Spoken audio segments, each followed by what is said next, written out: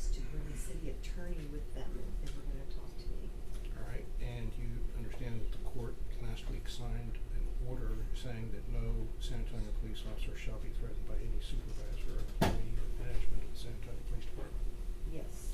And after that order, okay, and you're retired, Sergeant, correct? Yes. Of the San Antonio Police Department. Yes. And after the order was signed last week that people cannot be retaliated against, have any witnesses called you? Of the ones that I have subpoenaed, only one. Okay, and but there are a number of officers, 15 or more, that haven't called, correct? That's correct. All right, so Your Honor, we're asking that when we want to call witnesses that the state's not going to call, that the court liaison instruct the officers to call Lisa Miller to arrange for their testimony. All right, so I will order that. Do you understand that? Yes, Judge. It was my understanding, if I may, Yes. that City Attorney Erica Cipiora was handling the defense subpoenas and delivering those. I could be wrong. I can get with her and verify that they have been delivered, and there's a standby number to contact as far as the defense's witnesses. Now, these witnesses have already been subpoenaed? Your Honor, there are a number of witnesses that were subpoenaed recently, and then there are a number of witnesses that were subpoenaed in the past. The witnesses that the state has indicated that they're not going to call by today's testimony are witnesses that have been subpoenaed in the past and have not called Lisa Miller. All right. So to that extent, when we, I would ask that if Lisa, that they exchange numbers, and that when Lisa calls Mr. Corey Pena, or Sergeant Corey Pena, that he assist in every way possible to make sure that the witnesses appear as requested. And if these witnesses have been subpoenaed, then the defense is relying on those subpoenas as well. So all right. Anything else that we need? No, Your Honor. All right. All right. Thank you. Thank you. All right, let's go ahead.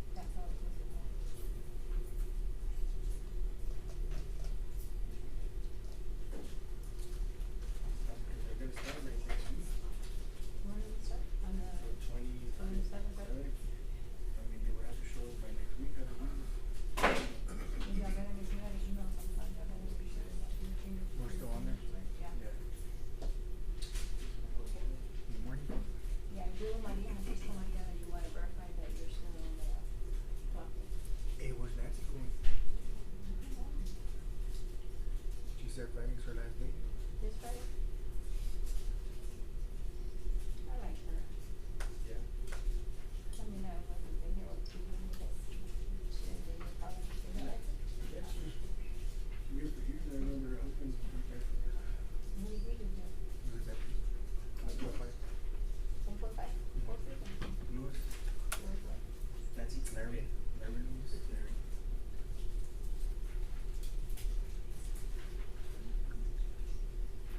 She has kids. Or Ben. And those 6 kids. Or is it David? I don't know his first name. Carl? Mike? Jerry? Get her doing. I know it's Lewis. Yeah. Henry Lewis?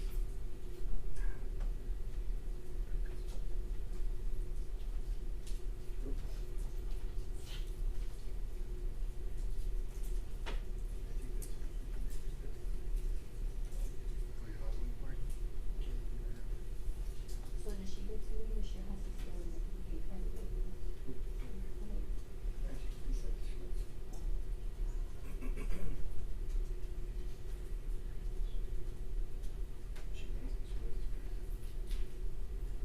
She works for home.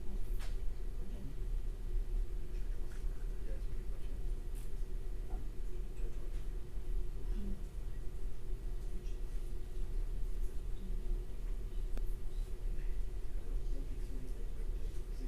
Yeah, I would say like But the department, like, like 100, yeah. Hey, we need to see, are you union or you part of the union?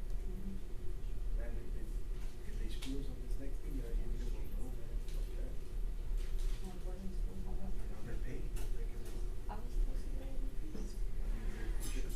they're negotiating, but all the supervisors are the ones that got like all the big fucking pay raises, man, like. Were you here on the last one? No, cause my second and third one were like. How long has that been? They just, I mean, I think it wasn't like a year ago, I think you were here, like they, from detective or investigator all the way to captain, they got like badass fucking money, like $80,000 into that shit, nothing. When is that supposed to be effective or something? Well, they should already have their contract, but they're still negotiating, and like, once they have it, then they'll submit it to us and we'll. But they said it was our year to get a good raise. I remember even the corporate of the job, right? Yeah, you're making more than we are now. And before we were making more than that?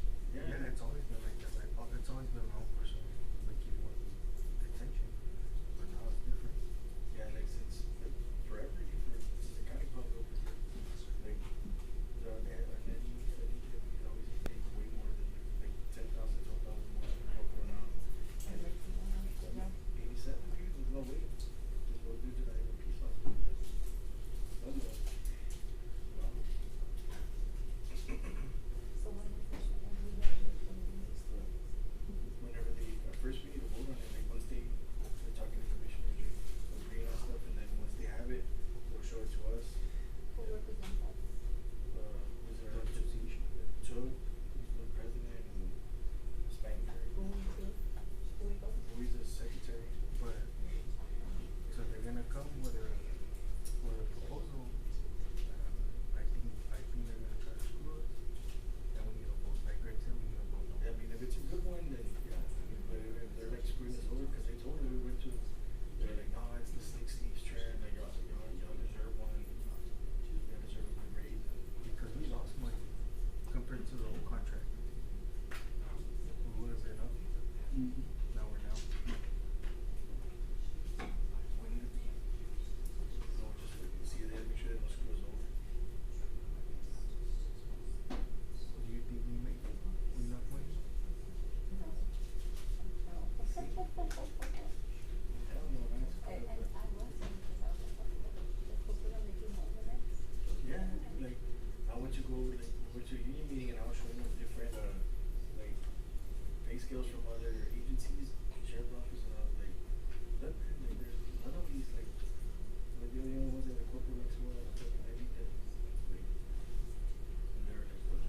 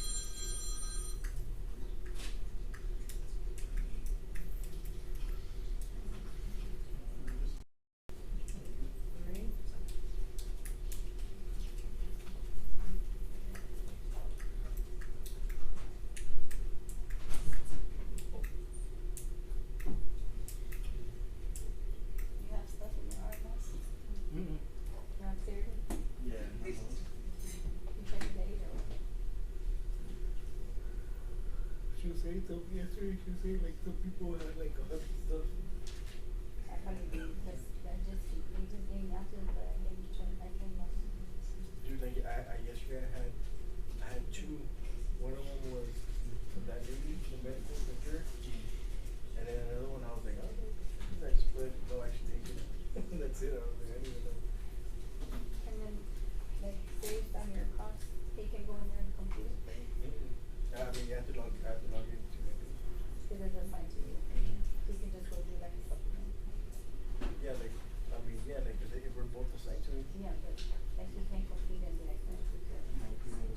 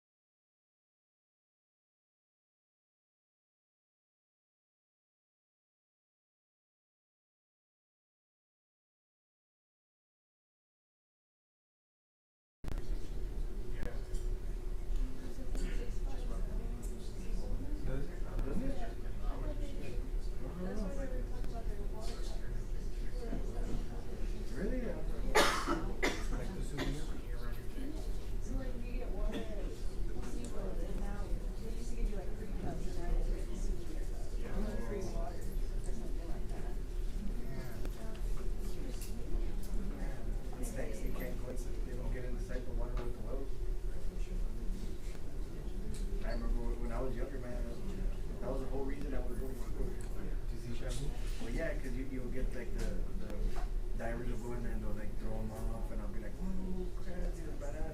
Now they're just standing on the side, like, they don't want to get fucking drowned. They don't want to get bit yet. Well, I mean, they're getting paid good money. What they would do. How much is it? Not enough. I can't swim. I tried. I applied to be a SeaWorld trainer. Yeah, I did, and then they're like, I was like, but I can't swim, so I was like, dude, didn't even get in the water no more. I could just stand there and bad, these are fish. Yeah, that's it, man. Do that.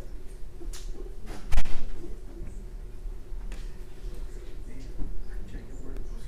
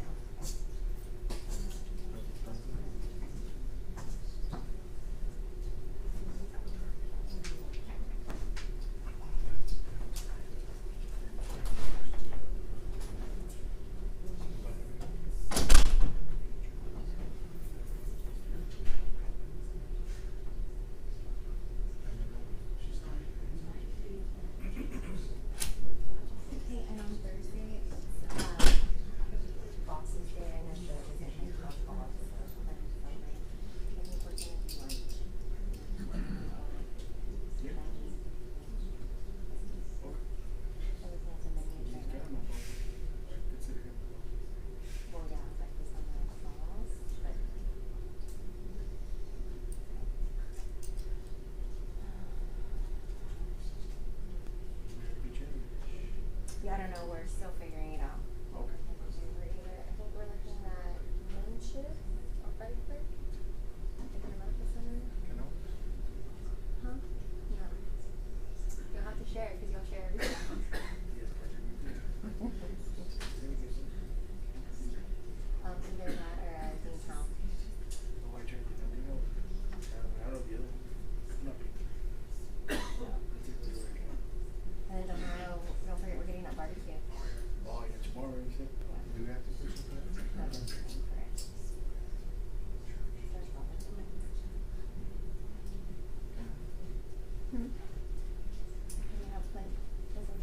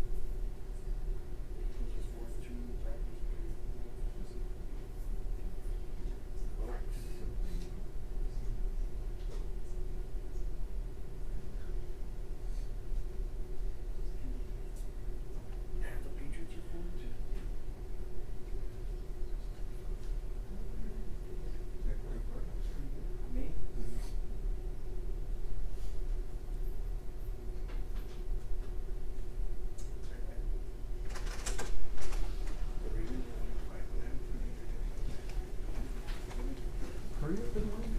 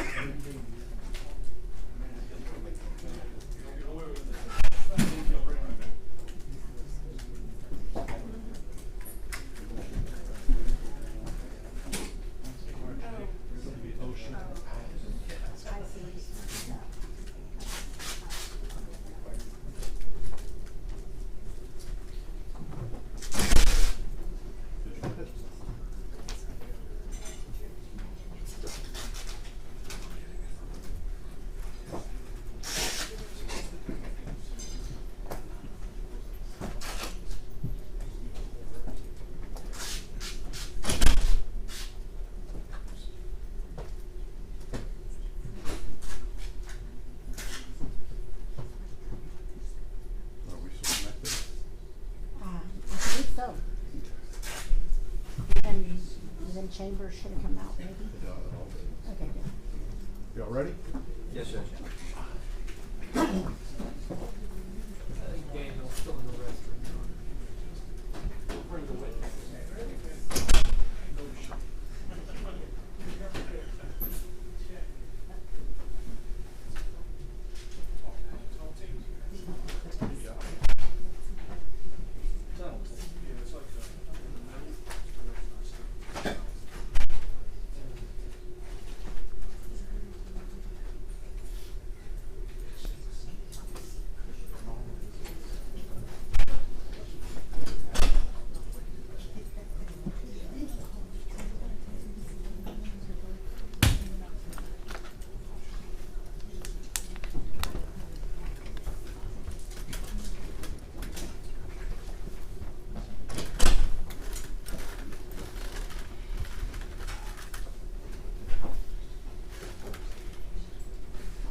All right, we're back on the, well, bring in the jury.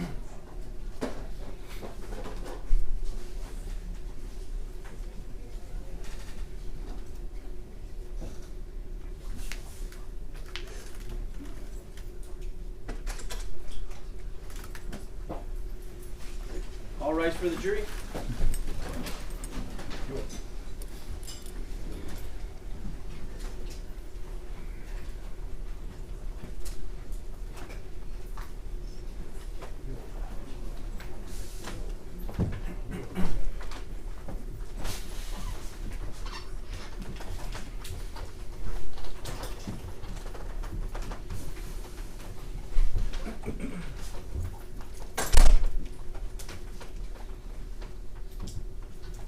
You may be seated.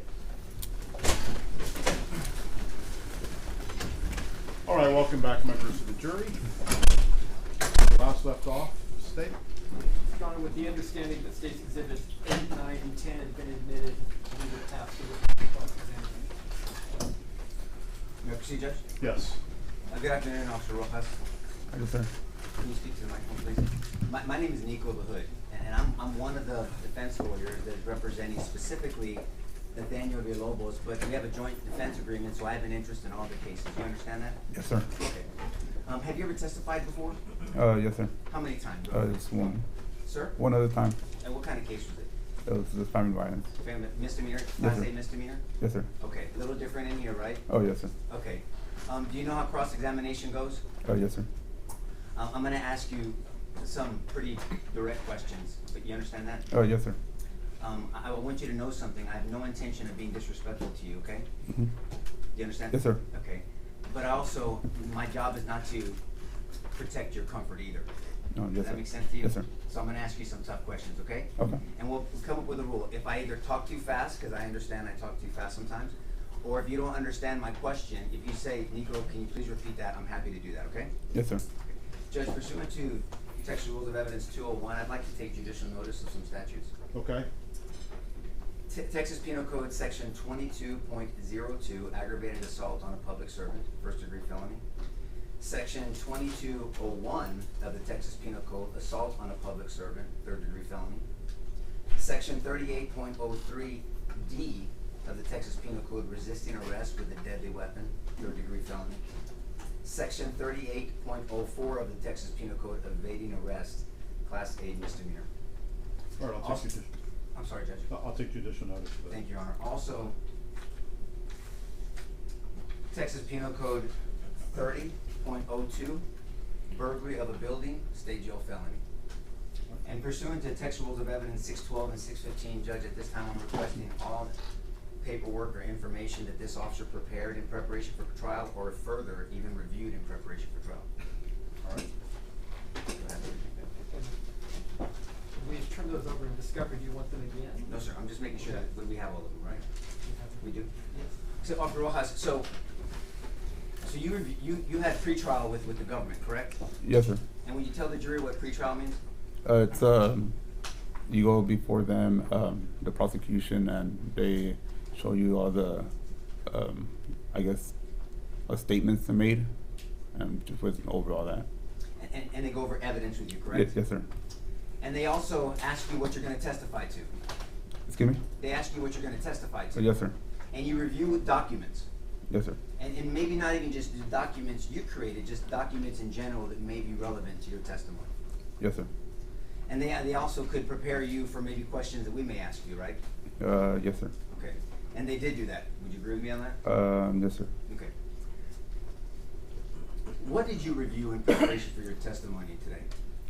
I reviewed the grand jury, the testimony of the grand jury, also internal affairs document and the report, as well as the body camera. And did you review other officers' body cams? No, sir. Just your own body cam? Yes, sir. Did you review other people's statements? No, sir. Just your statement? Yes, sir. Okay, fair enough. So I want to direct your attention now, I want to bring you to this incident that you've been testifying to. What was the call that you were responding to? It was a disturbance of a woman that cuts the alarm, the fire alarm wires. And you knew that the alarm was actually going off, so it was making a lot of noise, correct? When I got there, it wasn't. So I'm sure. So before you arrived, you weren't notified through the key card that the alarm was going off? I don't remember. Okay, that's fair enough. But when you arrived, and I think we saw that on your body cam, you came in contact with a lieutenant from SAFD, right? Yes, Fire sir. Department? Yes, sir. Okay, and that was Lieutenant Hudson. Yes, sir. And we saw your interaction with Lieutenant Hudson. He showed you what exactly she had done and the fact that she had admitted to doing it. Would you agree with that? Yes, sir. And he showed you the door that had been pried open and then the cables that had been cut, correct? I believe the door was already open when I went. So. At the time it was, but you came to know that those doors are not left unlocked, right? When you were speaking to the maintenance man? I'm not sure, sir. I don't remember that. May I approach, Judge? Yes. Is it your experience that these doors are left open for the public to touch? No, sir. Right, they have to protect them because these are the fire alarms, right? Yes, sir. I'm handing you what's been marked. It's introduced into evidence, I'm sorry. Introduced into evidence as defendants exhibit 13, 14, and 15. Will you review those just to yourself briefly?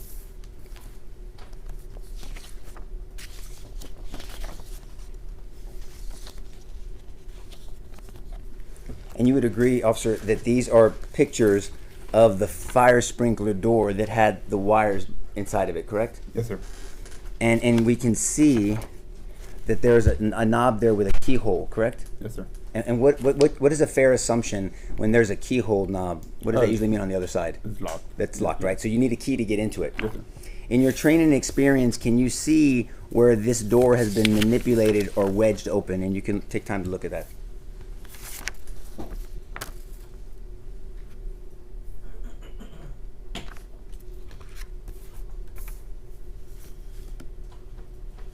You can see some damage. We call it Yes, defects, right? Yeah, little scratches. Yeah, there's some defects because doors in your experience, people can kind of wedge in and open a door when they're trying to get in on a locked door, correct? Yes, sir. And if that happened, that would be an offense, a violation of the penal code. Oh, yes, sir. May I approach again, Judge? Yes. And that violation would be burglary of a building, Yes, sir. and that's a felony, Yes, sir. specifically a state jail felony. Yes, sir. So we have no question that Melissa Perez cut these wires, correct? Yes, sir. And just for the record, I am showing Officer Rojas Defense Exhibit 16, 17, 18, and 19.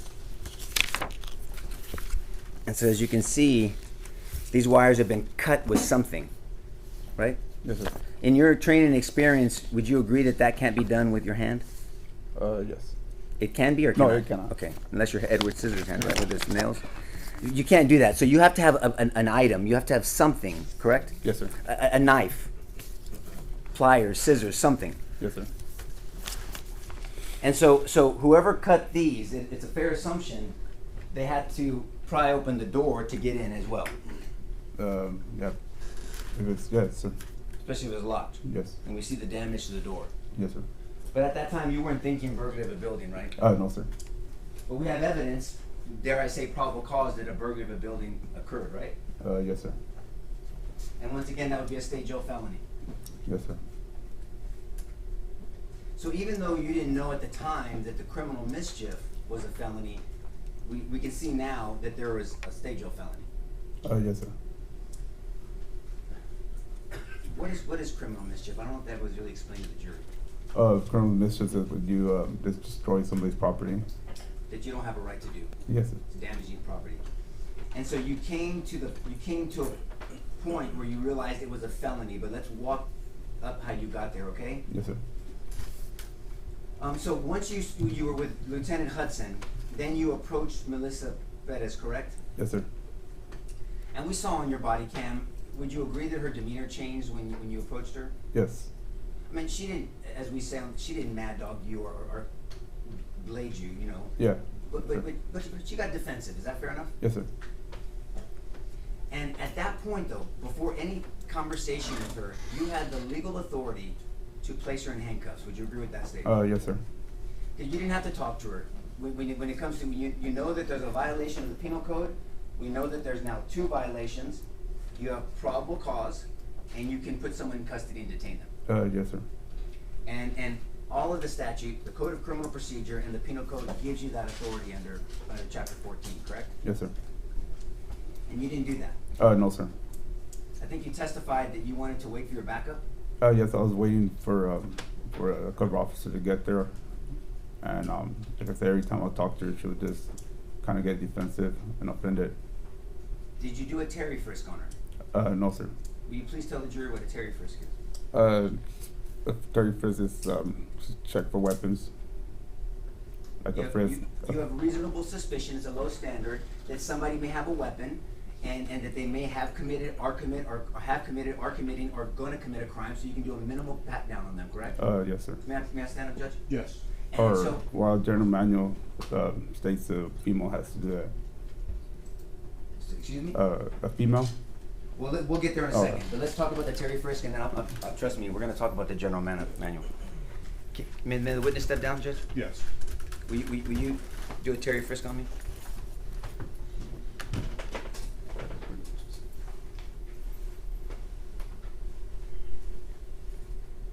Pretty simple, right? And you don't check my ankles, right? You could. You could if you wanted to. So you mentioned the general manual. So you could have called out a female officer to do a Terry frisk on her once she was in custody, right? Yes, sir. But you didn't do that. No. You said you wanted to wait for your backup, and I want to make sure that we understand what you're talking about.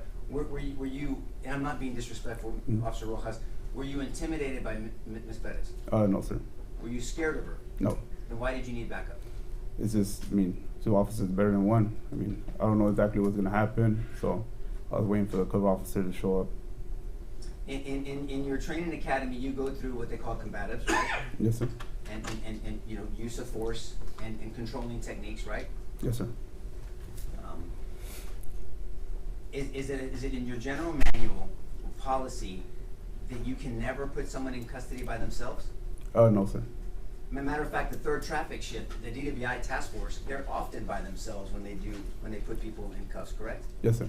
So you're saying you weren't afraid of her, you weren't intimidated by her, she had not threatened you, but you still wanted to wait for backup? Yeah, she was cooperative, so I just wasn't waiting for my discretion. I was waiting for backup to get there. What were you waiting for? For the officer to get there, cover officer. So you had every intention of arresting her, but you just wanted cover?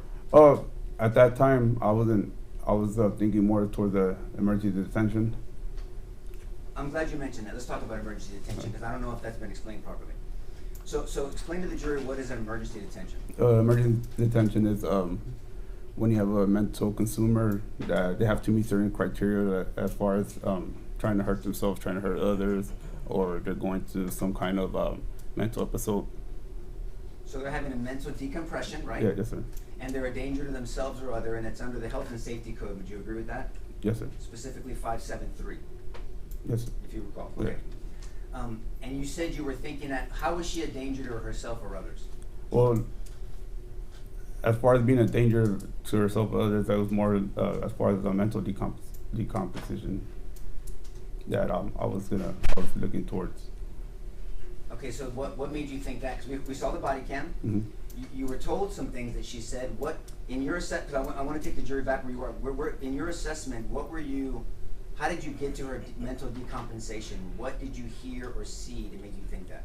Just talking about the FBI that was hearing her, and just they're recording her and things like that, like that they're hearing her pretty much. Okay, and how is it an emergency detention done? I mean, how is it actually done? What do you do? We throw that word out, but how do you perform an emergency detention? What do you do first? Well, you make sure they meet the criteria. Once they meet the criteria, we gotta call a certain phone number, and they direct you where to go. Well, I mean, I guess, and maybe you're skipping a step. You apprehend them. You put them in custody, right? It's at our discretion. We don't have to put them in handcuffs or anything like that. Well, I mean, most people that are going to mental decompensation, a lot of them don't want to go, right? Excuse me? A lot of them don't want to go. They don't agree with you. Some of them don't want to go. Like Ms. Perez, she didn't agree with you. No, sir. You had asked her, matter of fact, and it seemed to agitate her. You said, have you been diagnosed with anything? And she didn't agree with you. So that's why you're allowed under the Health and Safety Code to apprehend them, to put them in custody, right? Yes, sir. So you could have put her in custody for number 1, the criminal mischief, correct? Yes, sir. The burglary of the building, number 2, correct? At that time, I didn't know. It was, I'm not saying that you didn't assess that properly. I'm just saying you could have done it, though. oh, yes, sir. Or number 3 for the emergency detention. Yes, sir. Okay. And you decided against that, and you wanted her to follow you back to your vehicle, and you'd not patted her down for weapons. No, sir. So theoretically, she could have had whatever she used to cut those wires and stab you from behind. I guess so. Yes, sir. Why did you let her walk behind you, sir? Excuse me? Why did you let her walk behind you? She was cooperative. Like I said, she wasn't really too much of a threat. Okay. So, but you were waiting for backup still? Yes, sir. Okay. So then we get to the car, and we can see in your body cam that Officer Ramos, because as you're getting in your car, Officer Ramos is there. He's right there, I think, a few feet away. You see him walking up? Yes, sir.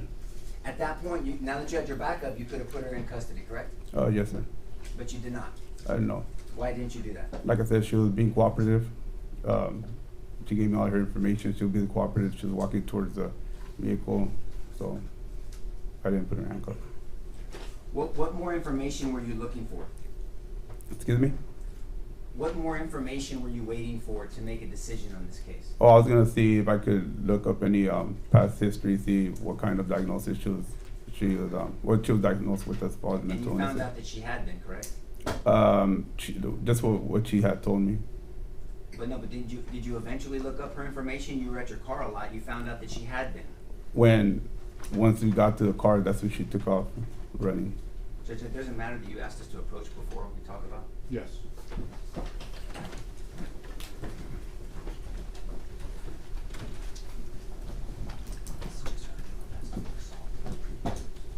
What's that, Judge? Hold on a second. Is it not working? Ready? You take your time.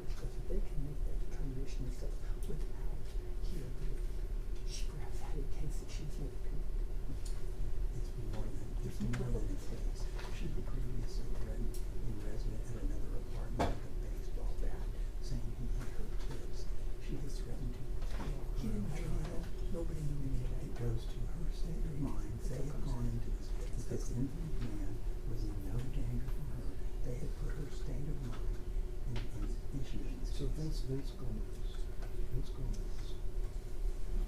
arrested her for using the city witness her charge at Naples, and he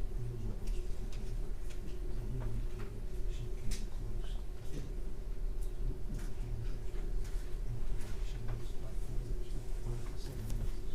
So Vince Gomez also Jason Leeds had an idea she was really aggressive to the officers. And Vince Clemens arrested her in April of the same year this happened. So to suggest that, and also there was a behind her and he was with her when she was beating up young baseball officers. So to suggest that officers on the scene didn't know what their previously was being true.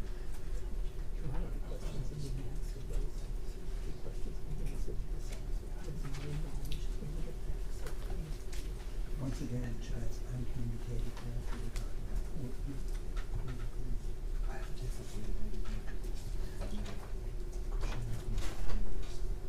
think that the questioning is definitely since information acted upon by an officer without asking to get veracity of the prior arrest.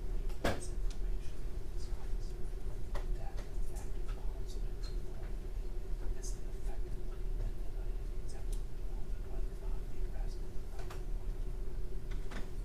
Because his officer testified and information. I think Mr. Flood's questions are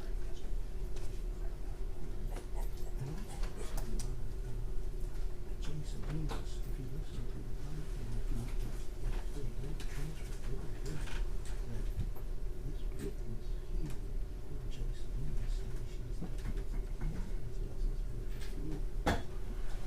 That's all. Your Honor, they want to raise these issues with people that are challenged things. We're just trying to think about it. My own rejection to do things with the right ones.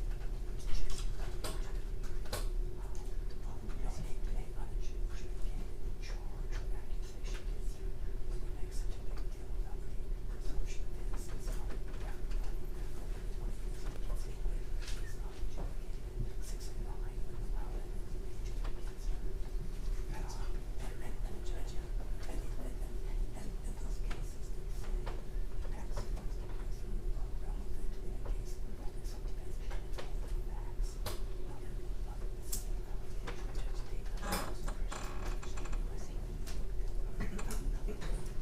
Judge I didn't say that. That's it, you.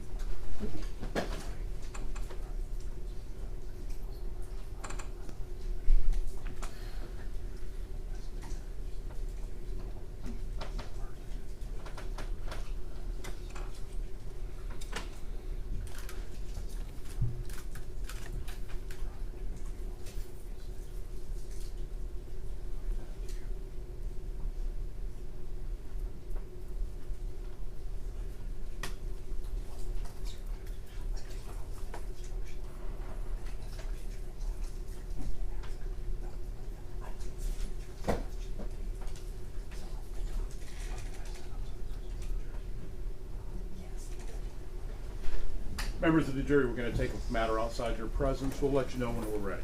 All rise for the jury.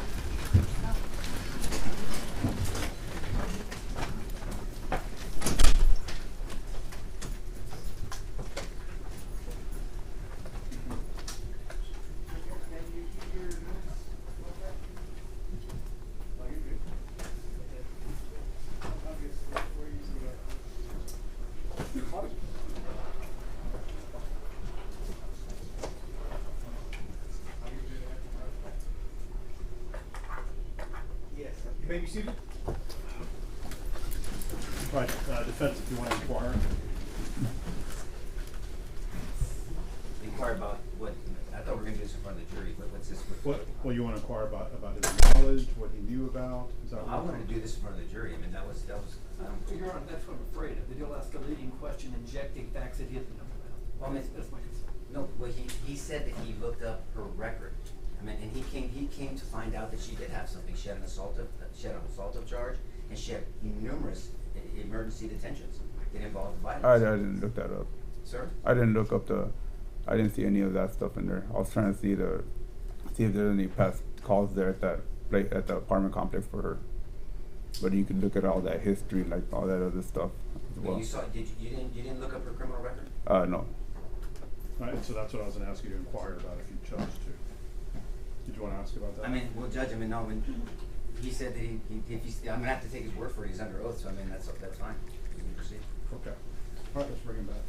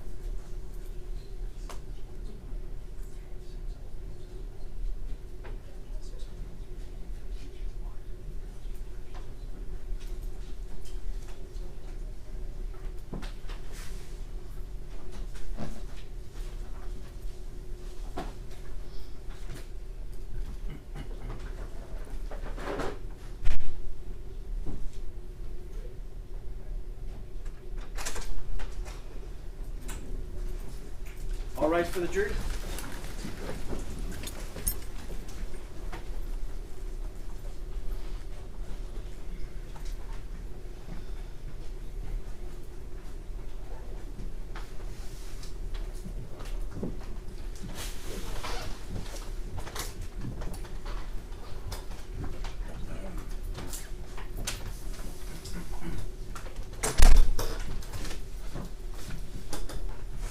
You may be seated. All right, welcome back, members of the jury. Defense? Thanks, Judge. And so the felony, criminal mischief, it already existed. It existed at the time it was committed, not at the time that you realized it. Is that a fair statement? Yes, sir. I mean, if somebody is assaulted and left in a corner, the assault happened regardless of when the law enforcement officer finds out that the assault happened, correct? Well, the thing is, there's no price as far as an amount of what the damage was. But just because you didn't know the amount doesn't mean the damage had already been there. We saw the pictures of the wires cut. Oh, yes. Right? Okay. So then you get into your car, and what are you looking for at that time? What are you When- looking on your computer? Because you're on, it seems like you're on your computer a lot. When I initially got there, I mean, when, the first time I went back in there, that's when she took off running, and she went to the apartment. And so there is information to look up, but you didn't get a chance to, so we'll have to ask another officer to look at that information, correct? Yes, sir. Okay. So then, I think you testified to this jury, and correct me if I'm wrong, that you said that you had not detained her? You had not detained her at that time? No, I was walking her to a vehicle. So she was free to leave? Yes, sir. So why didn't you let her leave? Excuse me? Why didn't you let her leave then? I asked her to walk to the vehicle, and, you know, I was still talking to her. I understand, sir, but when she ran off, you and Officer Ramos run after her. Why are you running after a free woman? Like I said, I was still investigating what's going on as far as what I was gonna do. You're not hearing my question. It's probably me. Mhm. So you can arrest someone or you can lawfully detain them. And if you tell someone not to go, they are lawfully detained, correct? Yes, sir. And so if they're detained, they cannot leave because you're investigating. Yes, sir. And if they leave, it's called what?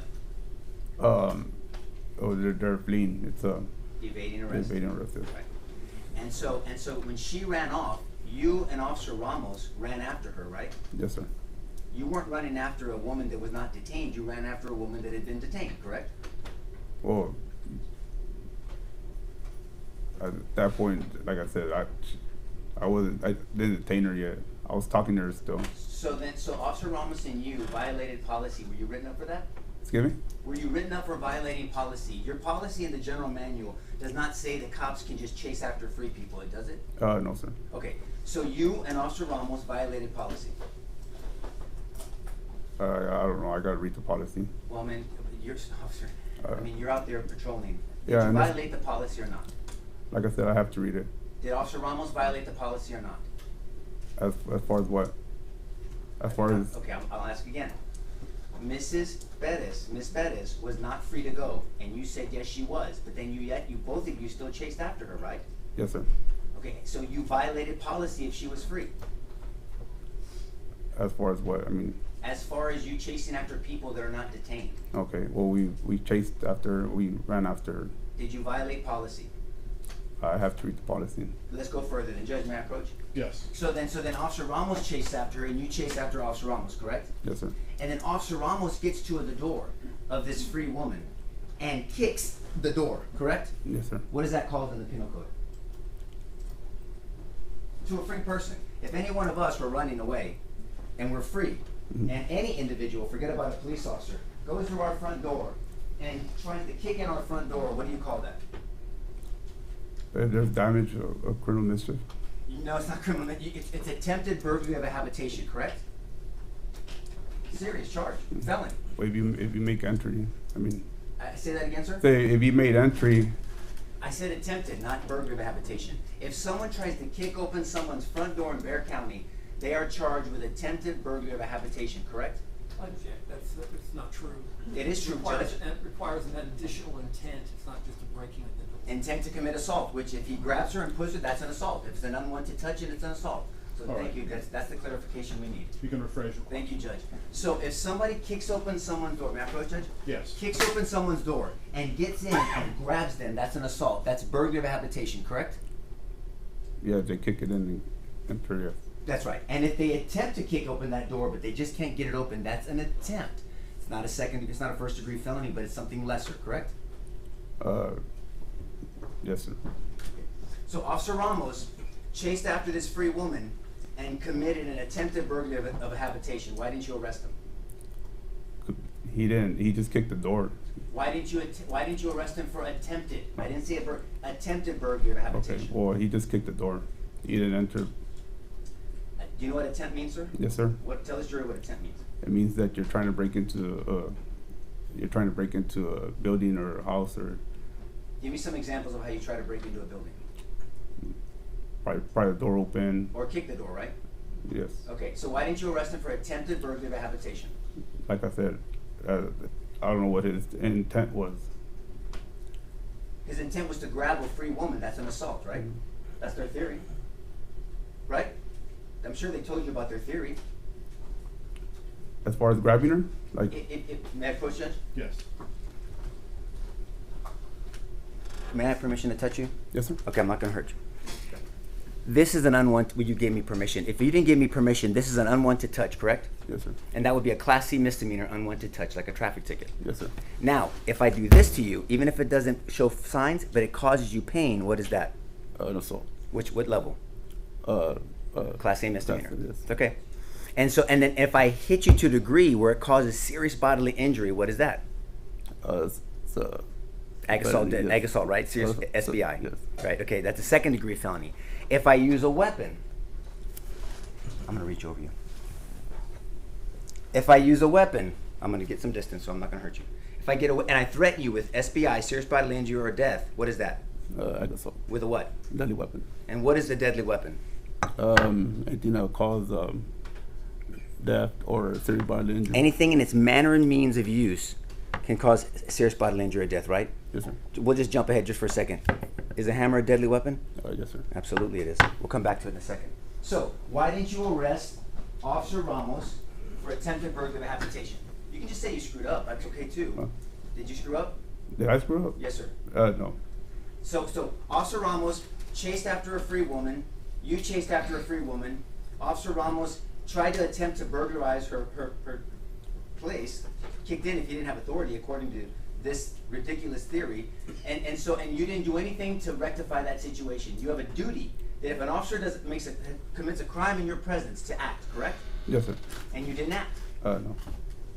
Why? Because I don't know what his intent was. Well, maybe it's because he didn't commit a crime. Is that a fair statement too? Yeah. Okay, so maybe Officer Ramos didn't commit a crime. Maybe she was lawfully detained. Maybe she committed evading arrest. Maybe you both rightfully ran after her.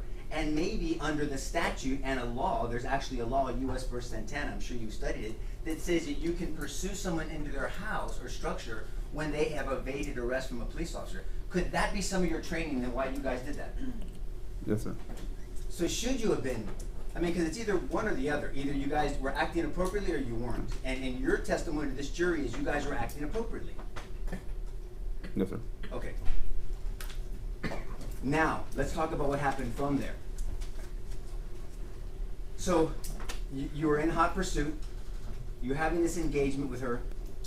Did you get a chance to know, because I'm just going to be honest with you, Officer Ramos irritated me. Did he irritate you? Yes, sir. Right? I mean, I'm irritated by the dude. I can't wait to cross him. You guys are going to call him, right? We'll call him then.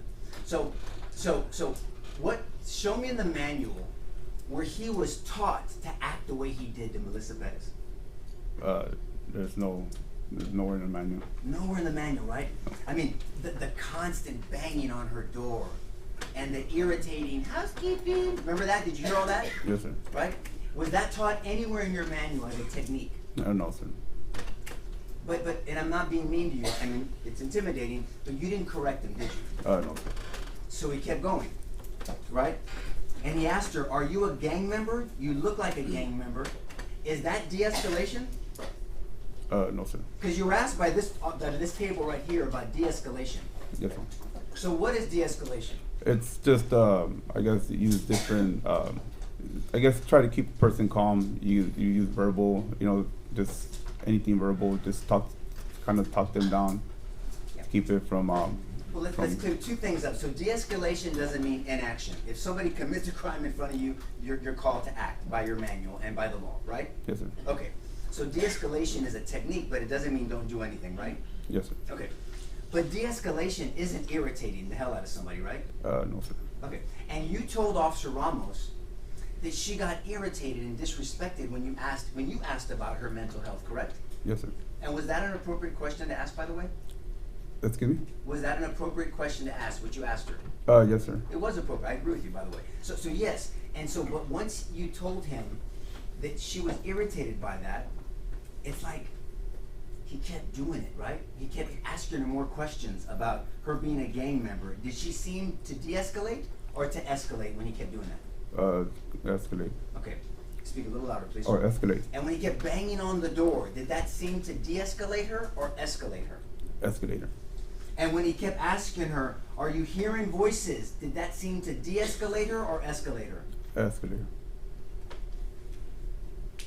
And when he said, "Are those voices talking to you?" is that de-escalating her or escalating her? Escalator. And when he asked her 2 times more, are you diagnosed with a mental illness, did she seem to escalate or de-escalate? Escalator. Are you psychotic, or are you psycho or bipolar? Same thing, correct? Yes, sir. Do you hear voices in your head? I mean, my grandma told me it's like a chingy chingy. Have you heard that phrase before? Yes, sir. Did it seem like a chingy chingy to you? Yes, sir. Me too. And so Officer Ramos is escalating the circumstance, right? Yes, sir. And for clarity, just for clarity, these 3 officers were nowhere there. No, sir. So whether you and him were violating the law or violating policy, these 3 gentlemen weren't there doing that with you guys. No, sir. And in this process, and I'm going to ask you how well you know Officer Ramos, you didn't try to correct him, right? No, sir. Some of the things he was doing, I wasn't even there. I saw it on the camera. But some of the stuff you were there. But yeah, some of them. Okay, and so let's talk about the stuff you were there. The stuff that you were there, you didn't try to correct him. No, sir. And Officer Ramos, because obviously they're not going to call him, we are, is out there patrolling. And he's just, hasn't been written up to your knowledge, right? I'm not sure, sir. Hasn't been suspended to your knowledge, right? I'm not sure. Definitely wasn't yanked from his family and placed in one of these chairs, correct? No, sir. No, sir. He's out there just gallivanting. And do you know if he still practices the art of policing the same way? I'm not sure, sir. Do you think he should practice the art of policing the way he did that night? No, sir. But he wasn't corrected. No, sir. Okay. So then you're waiting for Officer Salinas. Is that a fair statement? Yes, sir. And the only reason why you testified you're waiting for Officer Salinas is because that's his area of patrol. Yes, sir. Because we actually heard you and Officer Ramos grumbling about the dispatcher, and sorry that she's going to find out now, but so she's grumbling. You're grumbling about her, right? Yes, sir. And so you guys were just venting. That's fair. People can vent. And then Officer Salinas shows up. At some point, right? Yes, sir. And you brief him. You brief him on what you've been dealing with Melissa Perez. Yes, sir. Now, you tell him that you were thinking ED, but you didn't call Medcom, did you? No, not. Will you please explain to the jury what Medcom means? Medcom's a hotline that we call once we're determined we're gonna take somebody to the hospital. They direct us to which hospital to go to. Yeah, and so you detain them, and then Medcom tells you where there's an available hospital, so you can find a bed. And they call it finding a bed for somebody, and they're taken care of. Yes, sir. Okay. You didn't call Medcom. Oh no, not. And furthermore, before these 3 gentlemen showed up to the scene with the other 12 officers at there as well, none of this is entered into the key card. None of what? To this, I mean, to what you're dealing with here. Before, Oh no. nothing No, is sir. right. So nobody knows about what's going on. Nothing has been entered into your MDT. Will you tell them what an MDT is? It's our laptop, our computer. The And computer in system. just in regular terms on the streets, it's called the key card, right? Yes, sir. Okay. None of this is entered in, so they have no idea what's going on. No, sir. And then Officer Salinas takes over, and we hear you and Officer Salinas talk about a conversation that allegedly Officer Salinas had with Sergeant Flores. This gentleman right here, correct? Yes, sir. But you have no knowledge of whether he talked to Sergeant Flores, do you? No, sir. You don't know if him and Sergeant Flores talked briefly and Sergeant Flores said, well, if it's a felony, you can arrest her, right? I guess I don't know. You don't know if that he spoke with a night CID Detective Thornton, right? No, sir. You don't know what information he gave to Detective Thornton, do you? No, sir. But two things for sure. Melissa Perez did not walk to her apartment, right? Right. She did not. Oh, she did. And you did not give her a citation and we're going to tell her to leave. Excuse me? Did you give her a citation? No, sir. So if anybody said that she walked to her apartment and that she was just given a citation, best case scenario, they're tremendously misguided. Worst case scenario, they're lying. Excuse me? If anybody said that Melissa Perez walked to her apartment as if it was true and was given a citation and was going to be released, they would be grossly mistaken or lying, correct? Yes, sir. So,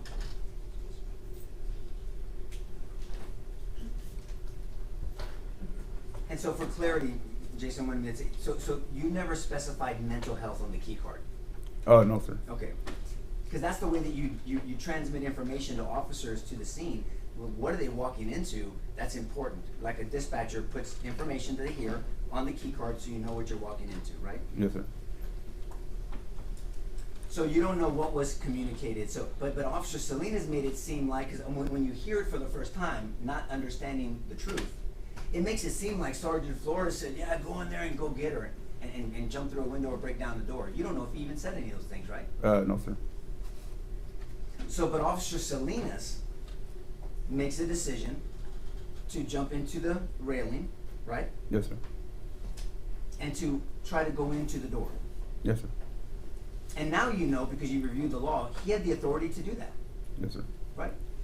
So when she kept saying, you need a warrant, you need a warrant, when you look at the case law that you studied in the academy and you understand the statute and proper use and handling of the statutes, officers have that authority when felonies or crimes or evading arrests are committed in their presence, they can go in, and just because she made it inside, there's no home base in the law.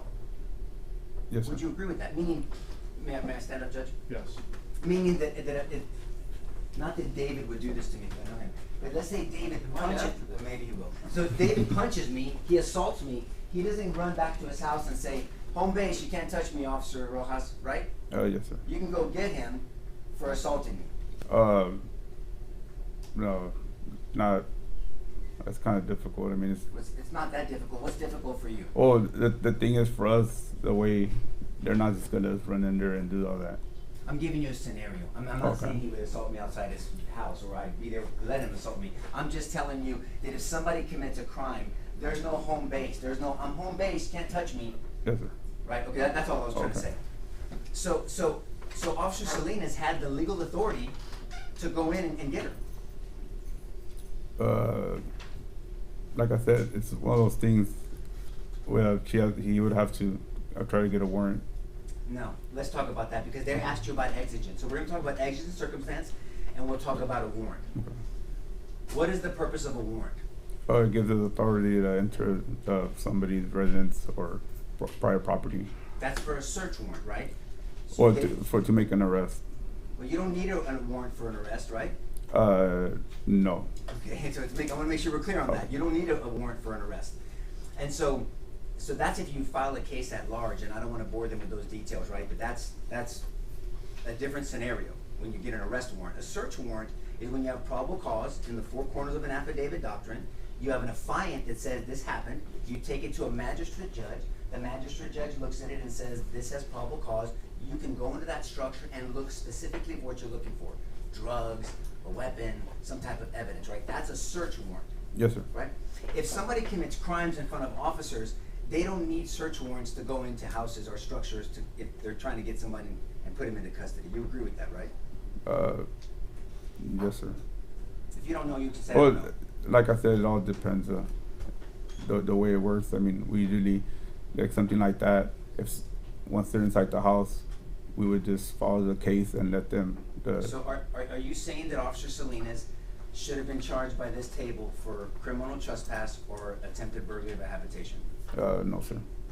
So then he was legally there, because you can't have it both ways. Oh. You can't say that he was legally, he shouldn't have done it, but then he was not legally there. It's either he committed crimes, violated policy, should have been written up or suspended or fired, or sitting in one of these chairs. You can't have all of them. I don't know what game we're playing. So which one is it in your opinion? Like I said, it's one of those things. If we're gonna make the arrest, there would probably have to make get a warrant and get her afterwards.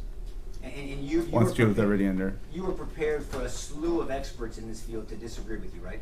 Excuse me? You're prepared for many experts in this field to disagree with you, right? It's irrelevant, It is relevant because we're testing his knowledge, Judge, because he's wrong, and that's why, and I say that respectfully, but he's wrong. Overruled. So you're prepared for a number of experts in this field to disagree with your assessment, right? Oh, yes. Okay, fair enough. But Officer Salinas goes in. Do you have any knowledge of whether he was written up? I'm not sure, sir. Well, he wasn't. Would that surprise you? Excuse me? Would that surprise you that he was not written up? Like I said, I don't know. I'm not sure. I mean, And he wasn't charged by this table either? no, sir. Okay, so, but then he goes in to unlock the door. Before we get to what happened next, if an officer makes an inappropriate, we call it illegal entry, but it's not illegal like they get arrested for it, an illegal entry, what is the remedy for an illegal entry by an officer? What is the remedy in our system that we have? Can you phrase it? Yes, I'll just ask you the question. Have you heard of a motion to suppress?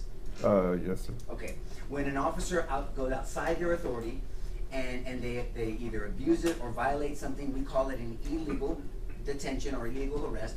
You go before a judge like Judge Rangel, you file motions, the state, the defense, the government comes up and they try to defend it, no, it was good, and the defense says no, and then the judge makes a ruling and evidence can get kicked out. Officers can get in trouble with internal affairs, they can be fired, they can be suspended, there's a lot of Object to the remedies. compound question, Your Honor, and counsel testifying.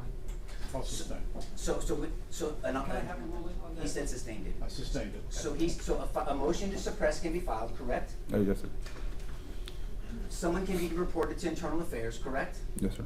Internal affairs can make a recommendation to the chief and to the brass to suspend someone, or we call it give them days, right? Yes, sir. They can lose money in extra jobs, Yes. side jobs. Yes, sir. They can actually be terminated, Yes, sir. right? Or if they do really something bad, it can be official oppression, and these people here can prosecute them, right? Yes, sir. So there's remedies. Yes. Is there a remedy in our system or in our justice where someone can commit an assault on you guys if they disagree with what you're doing? Is there a remedy? Is there somewhere in the statute where it says if I think an officer is doing something inappropriately, I can commit an aggravated assault against them? No, I'm not sure, sir. You don't know? As far as I don't understand the question. Okay. May I approach this? Yes. If I think that, remember you did that Terry frisk earlier? Yes. If I think that you're searching me and you should be searching me, and I say, am I detained? And you say, yes, Nico the Hood, you're detained. And I said, well, I don't think you should detain me. Get off me. And then, can I punch you? Can you punch me? Can I punch you? I mean, if you're being detained for a crime, What if I'm being detained and you're just outside your scope of your authority? Can I punch you? I guess so, yes. I can punch you. I mean, Let me just tell everyone, you cannot punch an officer. I You just- cannot punch an officer. No, that's not I true, guess sir. I just don't understand what you're. Well, I'm trying to make it as clear as I can. If an officer is acting outside the scope of their authority, I think you people out too much. If an officer is acting outside the scope of their authority, and my personal opinion, I think you're wrong. Forget about going to an honorable court. Forget about going in front of a jury. I think you're wrong. Can I take matters in my own hands? No, sir. Okay, that's my point. No. Okay, and so if I think that you're entering my property without a warrant, can I hit you with a hammer? No, sir. And we talked about under 107, there's a definition for deadly weapon. We talked about it, right? Yes, sir. And a hammer is definitely a deadly weapon. Yes, sir. I'm gonna swing it. Don't get freaked out. Could that hurt somebody? Yes, sir. Could that cause serious bodily injury? Yes. Could that cause death? Yes, sir. I'm not trying to be mean. I'm just trying to put it into context. Do you mind if I hit this book? Yeah. Thanks. Could that hurt you? Yes, sir. Can you tell that I'm not even trying that hard? Yes, sir. Could that kill you? It hits you a certain spot. Sure yes, can, sir. right? I Yes, mean, sir. so what would if I swung at you? What would that be? What would you arrest me for, and these folks here would prosecute me for? Assault. Assault. What kind of on assault? On a police officer. What kind of assault? Serious bodily injury. Aggravated assault, right? Yes, sir. What kind of time can I spend in prison? I'm not sure. I mean, My life. I can spend the Yeah. rest of my life in prison, right? Do you agree with that? yes, sir. And so, do officers have a right not to be victims? The right not to be victims? Yes, sir. No, sir. You don't What- have what a do you right not mean? to be a victim? To You have a be a right to victim? defend yourself. Let me Oh, put it that way. yeah, yes, sir. Okay. Do you have a right to go home to your family? Yes, sir. Well, all of us do, right? Every citizen of Bexar County has a right to go home to their family. Yes. Is that fair Yes, enough? sir. And so Officer Salinas made a decision to try to go in there. And we saw on video, but here's the problem. You couldn't tell from your camera. May I approach? Yes. She swings at Salinas 2 times. Do you remember that since you were there? Yes, sir. Right. So she swung this a hammer like this. They're going to hopefully introduce the real one. But a hammer like this, she swings at him twice, and then she holds it over her head aggressively. Yes, sir. So when she did that, now you could have arrested her for burglary of a building, correct? Yes, sir. You had already found out by this time now, because now we're shifting the times, that she had committed a felony criminal mischief, correct? Yes, sir. Then she is committed, when she swung this twice, each swing is a different count. Right? Oh, yes, sir. Each time this thing comes down, that's one aggravated assault against a peace officer. That's another one, correct? Yeah, I suppose so. Yes. Well, it is. Yes. They would count multiple counts. And then after that, the part that we could see a little bit more clearly is she gets a candle, and she throws the candle at Officer Salinas and actually hits him on that one, right? Yes, sir. Would you agree? Would you agree that those are 3 aggravated assaults against peace officers? Yes, sir. We can talk about what you could have done anyway, but if she would have succeeded in her attempts to hit Officer Salinas, you could have drawn your weapon and shot her. Explain it again.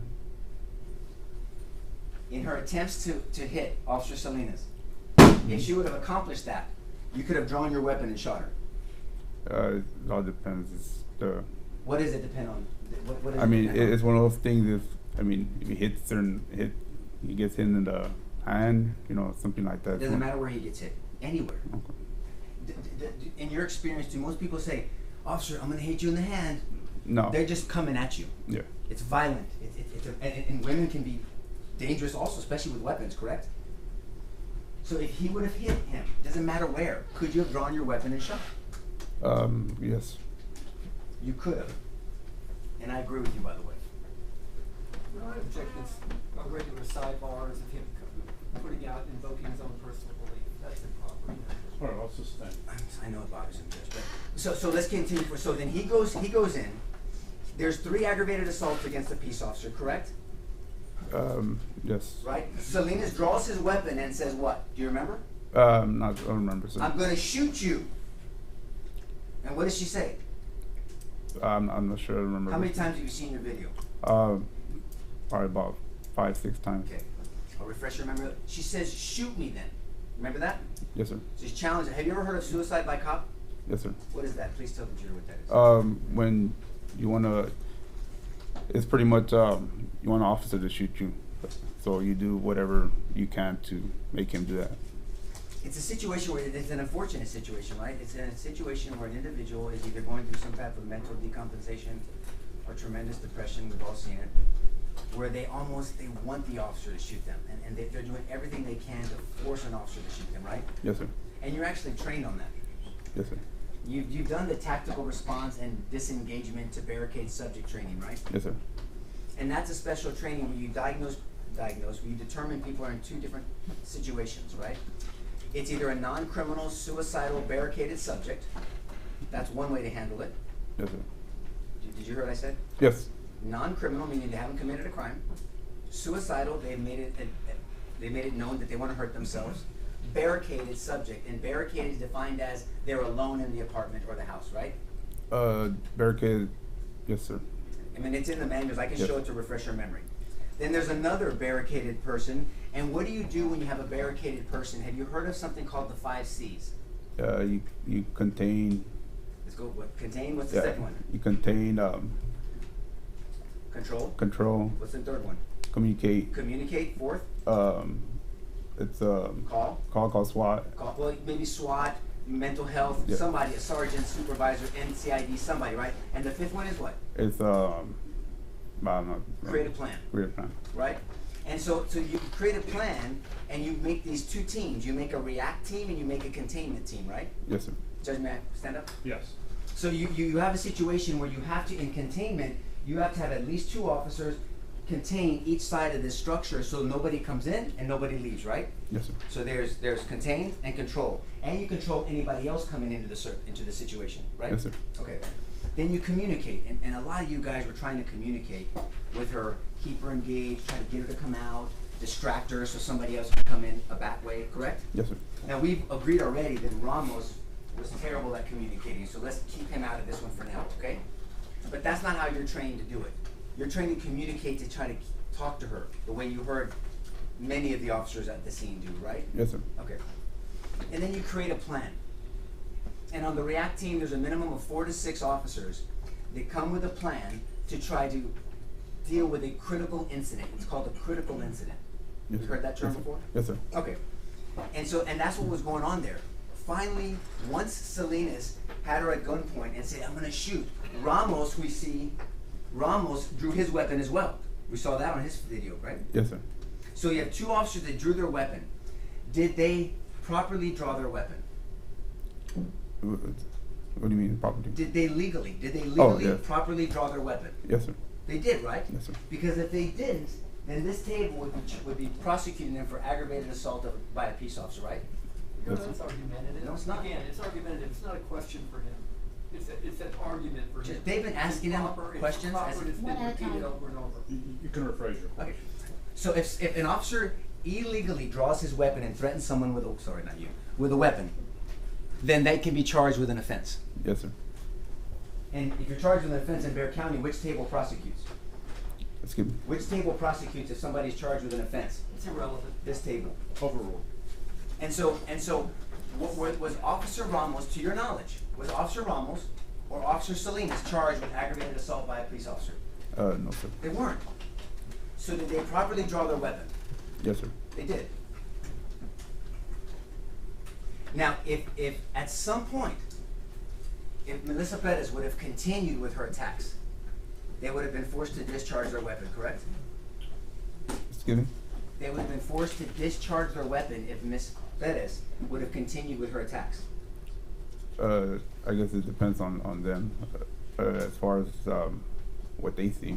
I mean, You seem what they unsure, feel. and these are not trick Well, questions. it just depends on what they feel. If they feel like they're in danger, I mean that's gonna be up to them.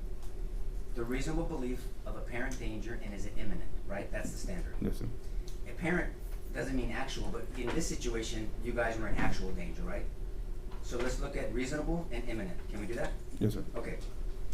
Is it reasonable to think that if somebody is threatening you with a hammer and showing aggression and actually coming towards you, that you're probably in danger of SBI or death? Like I said, there's a bunch of factors. There's a wall between you. It's all different. Let's just talk in general, okay?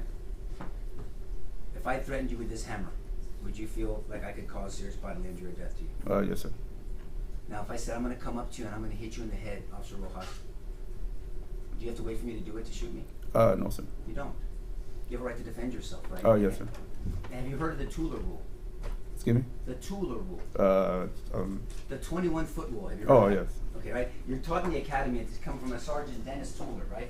To where it's called the Tula rule, that if you're within 21 feet, if a suspect is with a knife, the study was done with a knife, Yes. a hammer too. If they're within 21 feet, it takes about 1.5 seconds for an officer to draw, get their barrel on target, and shoot and discharge before the person gets stabbed or hit, right? Yes, sir. And you are taught in the academy, you guys do you get markers.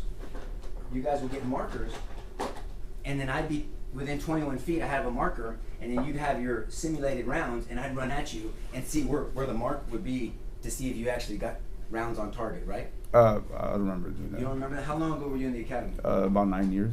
9 years ago. You don't remember doing that type of drill? Not a marker. What did you use instead of a marker? Excuse me. What did you use instead of a marker? When we did things like that, it was all like the tactics. Yes, sir. And it's just one of those things when people would go at you, you just react, do what you're supposed to need to Okay. do. I But understand. as far as like actually marking you, yeah, I don't remember us doing that. So when you talk about, you mentioned earlier, it depends on factors. If I'm coming towards you, it's different than if I stay back there threatening you, right? Yes, sir. If I have a gun, it's different than a hammer. Yes, sir. If I have a gun, am I still a threat here? Yes, sir. So the reasonableness changes. Because a gun and the projectile and the velocity of a weapon, I can shoot you from a long distance versus a hammer or a knife, correct? Yes, sir. And that's why that Tula rule for hammers or knives talks about this 21-foot situation where you have to be very guarded because you could still be in danger even though it doesn't appear that you're right next to somebody, right? Yes, sir. And very different than a gun. Yes, sir. And a car. The car is different as well. Yes. And so Salinas and Ramos draw their weapons and they have her at gunpoint and they back out. And then Salinas, I think we heard testimony, he did an E-tone. Will you explain to the jury? I want to make sure they understand this. What's an E-tone? It's a button that we have on our radios. When you push the button, it sends a loud tone, and it kind of it lets you have the air, and do it a lot of times when an officer's in trouble. And so it's an emergency, officer in trouble. I think we heard it a couple of times on these videos. It goes a dee-dee-dee. It's that high pitch kind of up Yes. and down, correct? Yes, sir. Okay. And everybody in that area got that E-tone, including the 3 officers behind me. Excuse me? They would have all gotten, everyone in that Oh, area yes. would have gotten Yes. that E-tone. And at some point, you guys are talking back and forth with her. Salinas is hit with the glass, with the candle. The candle was broken on the floor, right? Yes, sir. Have you ever responded to bar fights? Yes, sir. Have you seen the damage someone can do when you throw a glass at somebody? Yes, sir. I mean, it can slice you up, right? Yes, sir. I think a lot of people think that these bar fights and bottles and glasses, it's kind of like the old westerns where it's sugar glass and it just, everyone's cracking each other in the head and nobody's bleeding out profusely. That's not reality, right? No, sir. So a glass, it can be a deadly weapon. I mean, yeah, I guess it depends where it hits you. Yeah, You bleed. of course it does, absolutely. It can be, a rock can be a deadly weapon. Yes. Right. And so we see the glass on the floor, the broken candle. Yes, sir. And then at some point they go back and they say, let's slow everybody down because she's not charging at this point again. But let's make a distinction. So I want to compartmentalize 3 areas. There's your initial contact with Melissa Perez, right? Yes, sir. The ED, what you should have done in arresting her. There's her evading, and then there's her house. She's in there, and then that's Salinas, you and Ramos saying, okay, wait. We're going to hold off for a second. That's another section of contact with her. And then there's the decision by Salinas to go in. And then there's an aggravated assault against him, multiple. And this is the last one. This is the one that's most important, that last section, right? Yes, sir. Right. And you agree there can be an assessment, a different assessment at this. That's why they call it a continuum of force. Have you heard that term? Yes, sir. And so the jury understands this. You would agree with me. Is that permission in the law? Yes. If 2 people agree to fight, you want to fight? Yeah, I want to fight. F you, whatever, they go fight. That's called what?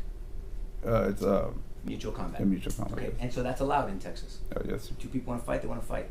But then at some point, this person agreed to a fight, but then if I get one over on them and they're knocked out, they didn't agree for me to continue to kick them upside the head, right? Yes, sir. So then at that point, I'd be breaking the law. In this continuum of force. Yes. It's not reasonable anymore because the threat's gone, and it's not immediate. The person's knocked out, so then I cannot use force in Texas. Yes, sir. But you agree with that? Yes, sir. Okay. And so that's what I'm talking about, this continuum of force between you, Ramos, I'm going to break it up into 3s. You, Ramos, and Salinas, and then Flores, Alejandro, and Villalobos. These are 2 separate groups of officers doing very different things, correct? Yes, sir. And then everybody starts showing up. Because after she says, shoot me, Salinas says, I'm going to shoot you, then people start showing up. You remember that? Yes. Really quick, because taser's been brought up a lot. Would you agree that Officer Ramos misused his taser when he pointed it at the dog? Yes, sir. Matter of fact, when you flicker your taser like that, you have to get supervisor approval. To flicker it? Yes, sir. Not just to flicker it. When you do that kind of, people need to know you can't just walk around flickering your taser at people, right? No. The manual doesn't allow that. Well, you don't have to. So like when you use, they call it like a show force, things like that. When you pull out your weapon and you point at somebody, you have to actually do like a report for that. But as far as the tasers, it doesn't pertain to the taser. But taser is a compliance technique. It's not a self-defense technique. You would agree with that? Yes, sir. And what I mean by that, so the jury understands, if you give a guy permission to stand, Judge, Yes. if you command someone, you're under arrest, get down, and they don't get down, you want them to comply, so you want to avoid having to shoot them, so you use your taser. Yes, sir. You can use pepper spray. Yes. You can use your ASP, your baton. Yes. Those are all compliance techniques, right? Less lethal, but compliance techniques, right? Yes, sir. You're not taught in the academy that if somebody comes at you with a knife, a hammer, or a gun, that you either deploy a taser, an ASP, or your pepper spray. That's not taught. No. You use your weapon. Or I guess whatever you feel that Say you need that to one more use. time? Whatever you feel you need to use. That's exactly right. Whatever you feel you need to use to protect your life and to preserve a third person's life, correct? Yes, sir. So then you briefed, you and Ramos and Salinas, I guess, particularly briefed Sergeant Flores and Officer Villalobos and Officer Alejandro and Officer Thompson and the other officers, Salinas and Gomez. Everyone's there, Chernik. There's a lot of people we're going to hear from. And you're laying out what happened from the beginning to where we're at.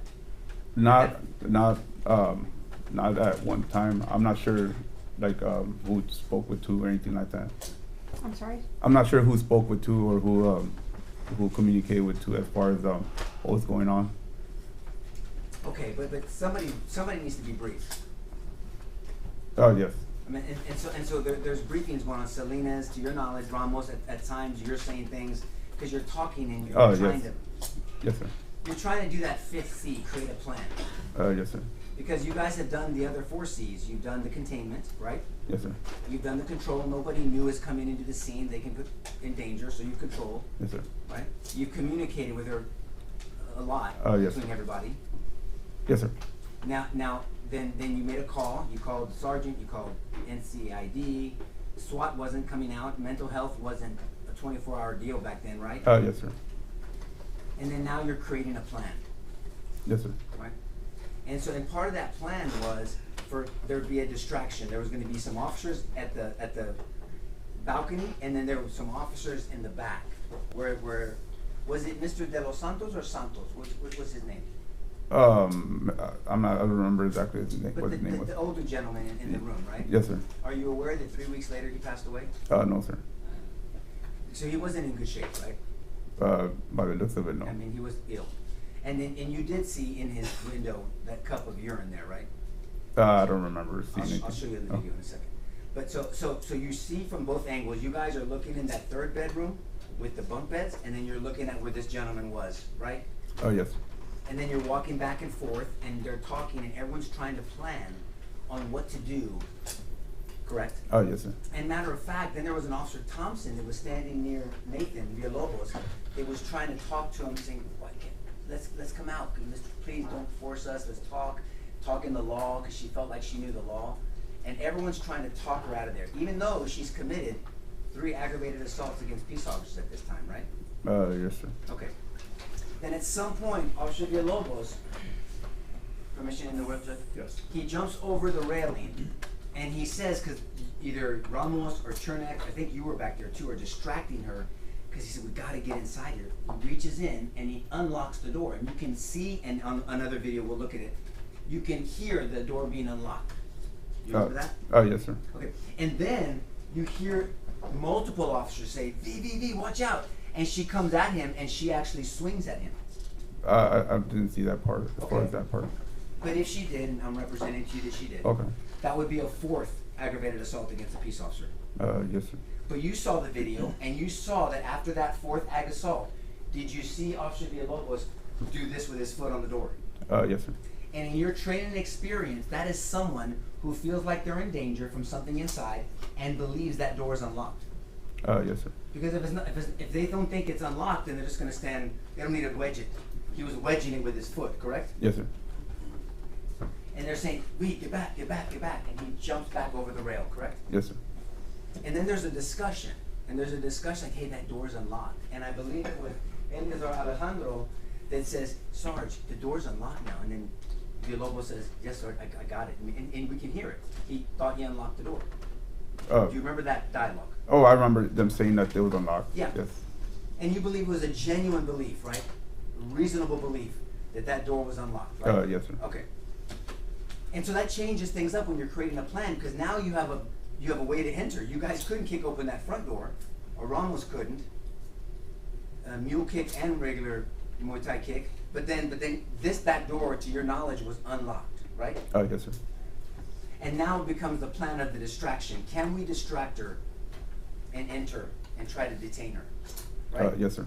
And we heard discussions of shotgun with beanbag. We heard that, right? Yes, sir. And that's a way where you can use a shotgun to hopefully harm somebody or make them Yeah, kind of get into disable them. compliance through Yes. pain without hopefully it being fatal. Yes, sir. But beanbags have hit people in the head and can kill them. I'm not sure. Yeah, I'm not sure. about Yeah. that. Okay, fair enough. And then we also heard about a shield, right? Yes, sir. To get a shield, we saw, may I put it? Yes. I'm gonna mark this, not entering it. I'm gonna mark this as defense exhibit, whatever it is. What is it? 22.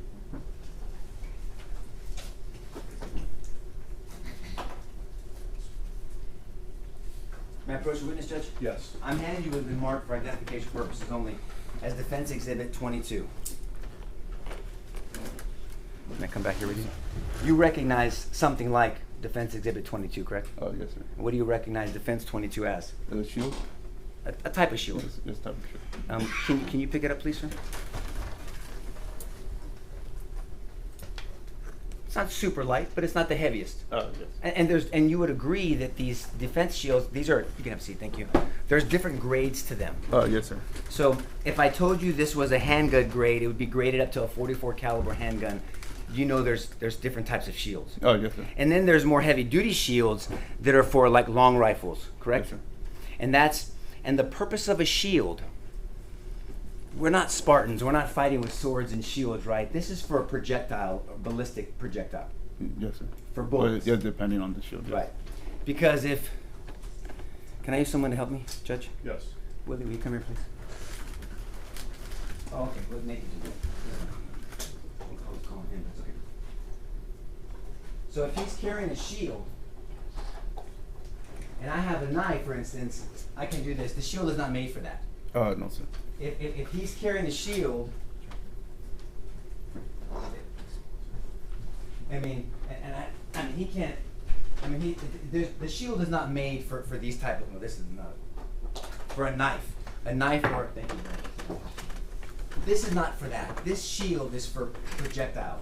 If somebody has a bullet and is going directly to you, this is what this is for. Would you agree with that statement? Yes, sir. And so the idea of this talk of a shield, tactically, if we're looking at tactics, would not be the best tactical thing to do in this circumstance because it's very fact specific. Would you agree with that statement? Even like as far as the tactics, we always get a shield up there, regardless of if it's something where we're dealing with a firearm, then they'll get a ballistic shield. So they always get somebody with the shield up front and somebody behind them. Yeah, you have to speak a little louder. Oh, I'm sorry. I'm sorry. It's okay. But you said the key phrase when you're dealing with a firearm. That's what these shields are for from the academy. Well, it's mainly it's usually when making entry somewhere.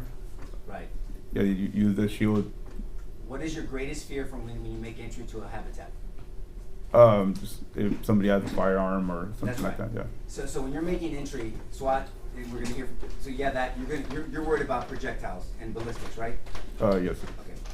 And so the idea of shields. But I guess the point being made is there's contemplation of how can we let's try to put this plan together and create this plan to try to get this under control, right? Yes, sir. Because at this point now she has committed 4 aggravated assaults against peace officers, right?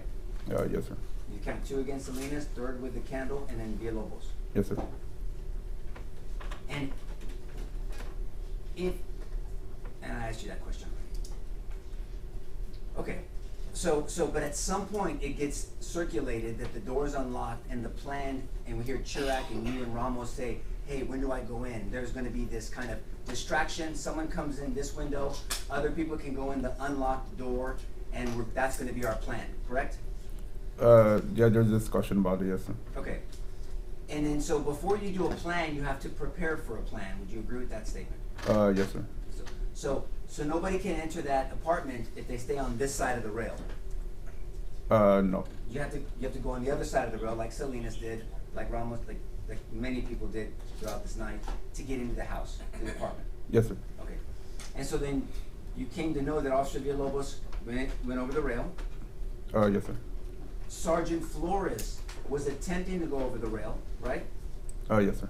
You came to know, with your permission, Judge, that Officer Alejandro was already at the rail here, kind of watching, right? Yes, sir.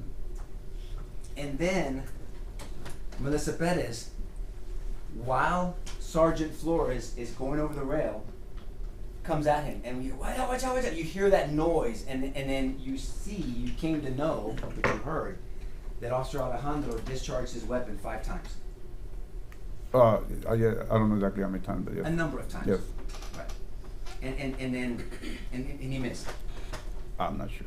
Yeah, I'm not sure. Well, I'm representing to you. Oh, He okay. missed, okay. Okay. She comes back because you've seen the videos. I mean, we've seen some videos. Yes. And then she charges immediately again. Right? Yes, sir.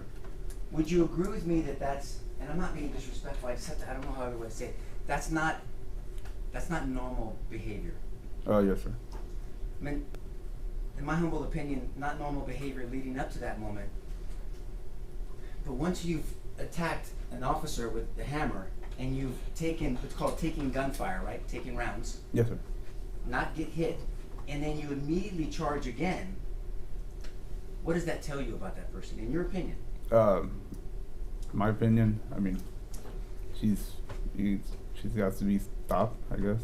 Yeah. Well, but she's intent on Hurting somebody. hurting someone or getting hurt herself. Yes. I mean, she's already been shot at a number of times, right? Yes, sir. And then, I mean, it wasn't like a 5-minute delay, 1-minute delay. She goes back, and then we're gonna see other videos. These videos aren't as clear, and then comes again. Correct? Yes, sir. And we heard on the video that the officers, and I'm gonna bring something up about handcuffing her because I know that some people don't understand that. We heard that you could see and hear that they were giving her medical aid. Yes, sir. I mean, they're doing chest compressions and they're trying to stop the bleeding. Yes, sir. But I think what a lot of people, the first time everybody sees this, it's kind of shocking when you deal with an officer-involved shooting, OIS. Officers are trained to do what with the person that's been shot? What do you have to do immediately? Detain them. I mean, not detain them, but put handcuffs on them. Right, and that's not someone being cold or callous or mean. That's part of the training. Every officer in Bexar County, every officer in San Antonio PD, every officer arguably in Texas, that if, God forbid, if they're involved in an officer-involved shooting, they're going to handcuff the suspect, right? Oh, yes, sir. Okay, so that wasn't anyone in that group being mean or vicious or anything. Oh, no, sir. Okay, so once she's in custody, you heard and you saw that they were trying to give her medical aid. Yes, sir. You also heard them talk about a wound to the chest and under the arm, correct? Yes, sir. In your opinion, is that consistent with someone coming at you like this? Yes, sir. Because the wounds weren't to the back and the buttocks and the legs. It was a frontal shot and under an arm. If my arm was down, I would be shot here versus here, correct? Yes, sir. And you came to find out and heard that that's where, unfortunately, the wounds were on Melissa Perez, right? Oh, yes, sir.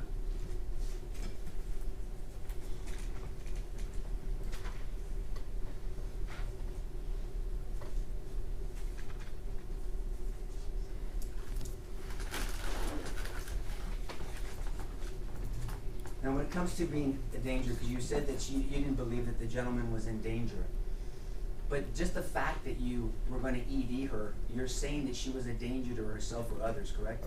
Like I said, when I was leaning more to mental decompensation. But you're still going to do an ED on her? Yes, sir. Okay, so that means... So there's certain criteria that they could meet. It's not always a danger to themselves or others. What's the other criteria then? Like I said, if there's like mental decomposition or not taking their medication because of that. You cannot ED someone for not taking their medication. Oh no, I'm saying if they're because of the mental decomposition. But mental decompensation, sir, that's just a phrase that gets thrown around a lot. What does it mean? What cues, we call them cues, would you see if someone was mentally decomposing? Just hearing things, being delusional. And then all that leads you to believe that they're a danger to themselves or others. That's the ultimate conclusion, right? like I said, it's one of those deals where, yeah, supposedly. Yes. I mean, so someone can start hallucinating at any point, and she could have, in your training experience, she could have thought that the gentleman in the bed was with you guys and started attacking him. I guess if she's delusional. Well, right. Yeah. I mean, you called her delusional. I didn't. In testimony to Mr. Luna and to the government, you said she was delusional, right? Yes, sir. Okay. Because she's seeing and believing things that weren't real. You don't think she was Elvis's daughter, do you? No, sir. Okay. And I'm not being mean. I'm just saying that's what your definition of things like that of delusional, right? Yes, sir. Okay. And so all I'm saying is, if somebody is delusional or hallucinating, they can turn on a dime, and she could have thought that gentleman was with you guys and could have harmed him. Could have happened. I suppose, yes. 1 second, Judge.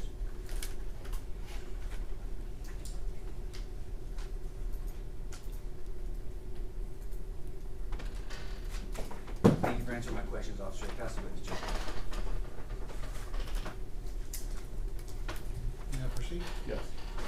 All right. Part of your training is to become familiar with Procedure 611, the mentally ill persons part of the general manager, correct? Yes, sir. All right. So you would agree with me that you're trained that symptoms associated with mental illness include thoughts of being plotted against or delusions of grandeur, correct? Yes, sir. And she met that criteria, correct? Yes, sir. All right. And also thinks that people are watching or talking to them, correct? Yes, sir. And also exhibits an extreme degree of panic or fright. She exhibited that, correct?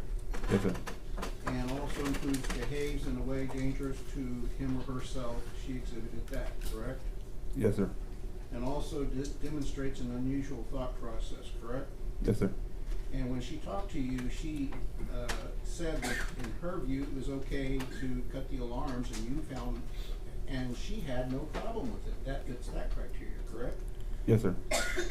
And she told you that she was picked up a man off the streets that needed medical attention, correct? Yes, sir. Now, did you tell any of your fellow officers that she picked up a man off the street that needed medical attention? Did you tell anybody that? No, sir. I'm busy. All right. I'm gonna, to speed this up, I hope you can agree with me so we don't have to show you bits and pieces of the videos. But would you agree with me that after 1 minute, the timestamp on the video is 1:20 a.m. when last time you told anyone about the FBI or that you were going to ED her or that she was paranoid? Would you agree with me, or do we need to play the video to prove it? Yes, I agree. Do you agree with me? Yes. All right. And so would you agree with me that at 1:20 that the only people there were Robert Ramos and Officer Jonathan Salinas? Yes, sir. All right. And would you agree with me that at the point in time that the firefighter, then Lieutenant, now Captain Chris Hudson, told you that he had a video of her admitting to cutting the wires, correct? Yes, sir. And then he showed you the sprinkler closet, correct? Yes, sir. And he told you then that she was paranoid and that the FBI was listening to her, correct? Yes, sir. So would you agree with me that at that point in time you had all the information to emergency detain her, correct? Yes, sir. All right, and that was before you even walked up to her, correct? Yes, sir. And you said that you were waiting for a cover officer. Let's test out whether your conduct makes sense. Excuse me? Let's test if your conduct makes sense. Now, the dispatcher dispatched you to the call, correct? Yes, sir. And your call sign that evening was 6340, correct? No, it wasn't. What, okay, it was 62. It was six. I don't believe I was on the 61 side. I don't remember exactly what it was. 6120? No, I don't know exactly what it was that day. All right. Maybe well, 6150, maybe, would or you agree 40. with me that 6340 was actually the district for Jonathan Salinas, correct? Yes, sir. All right. So I believe it was 6111 Tango was I'm not sure.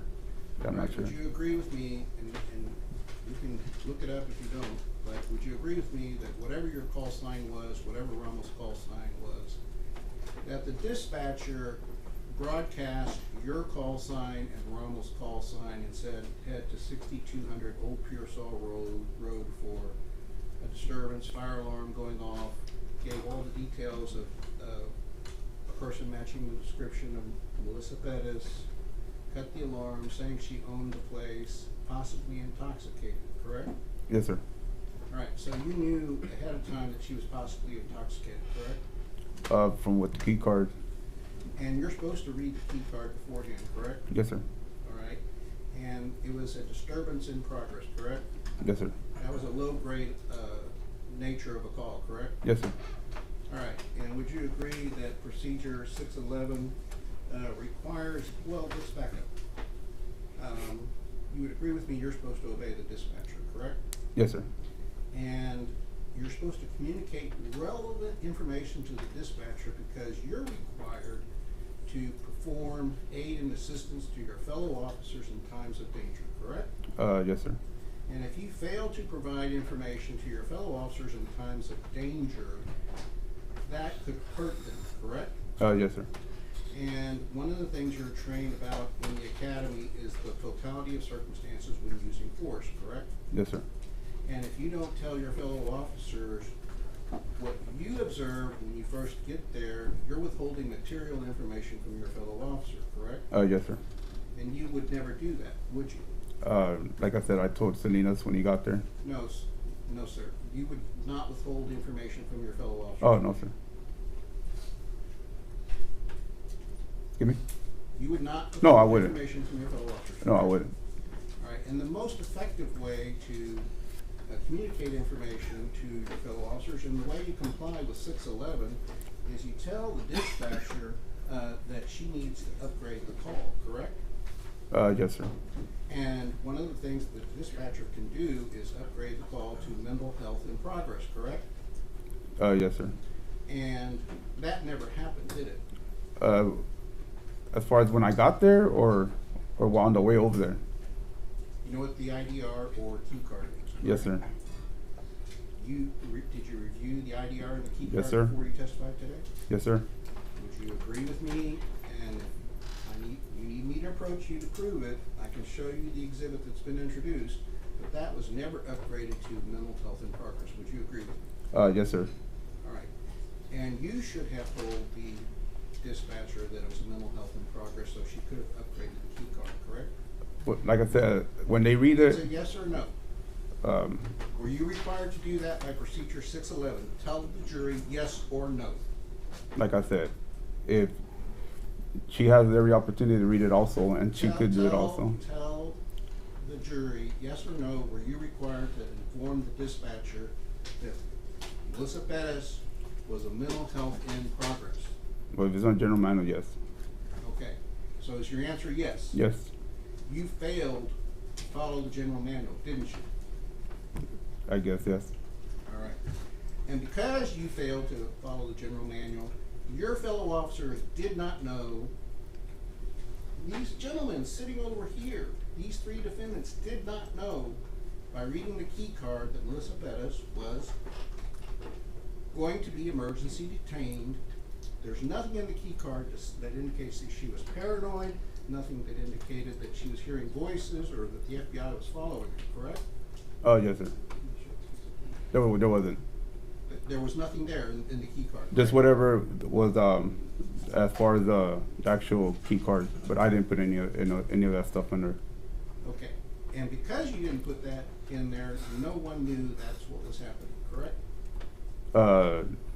Yes, but the thing is when we. Okay, the answer is yes. All right, so now you determined early on that it was a mental health in progress, but nothing happened to upgrade that, correct? Yes, sir.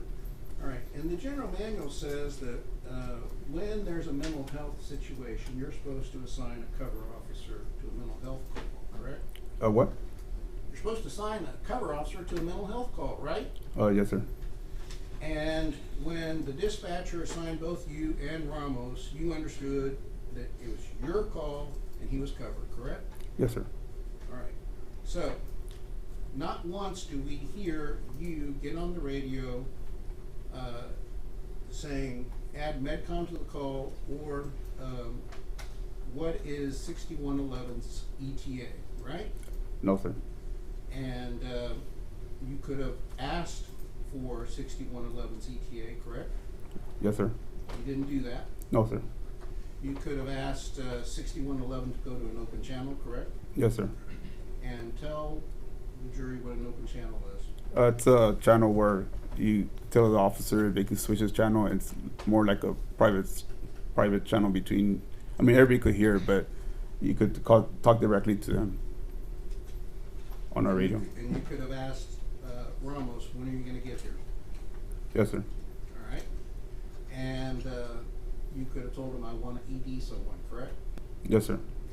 And he would have known either to step it up or not, correct? Yes, sir. All right. And you could have, for lack of a better phrase, you could have kept Melissa Perez on ice until Ramos arrived, correct? Yes, sir.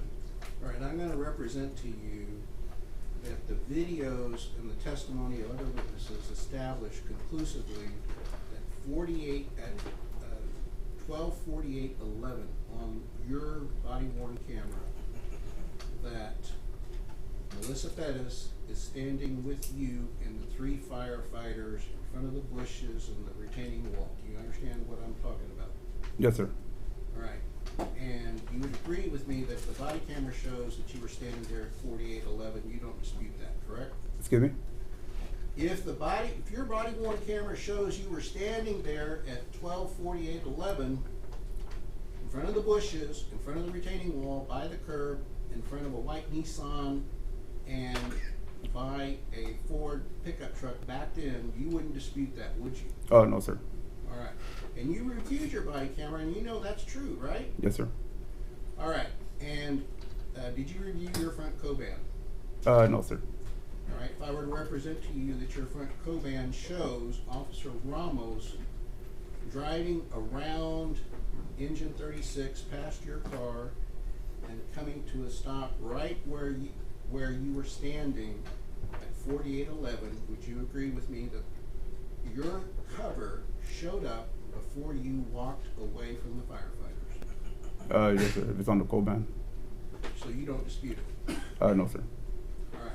So you had no excuse for walking Melissa Perez away from 3 firefighters in your cover 35 yards to your car, did you? If I had no what? Excuse. It's bad tactics. Like I said, she was being compliant. She was Okay, cooperative. answer my question. Is it bad tactics to do what you did? No, sir. All right. So you would agree with me that you were standing in front of a white Nissan, right? But I don't.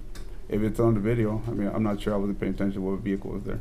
Okay. Well, whatever vehicle it is, you would agree with me you were standing in front of a car, right? Yes, sir. All right. And your cover parked directly to the car you were standing in front of, correct? I'm guessing. I mean, like I said, Guessing? You don't know? I don't know exactly where he parked at.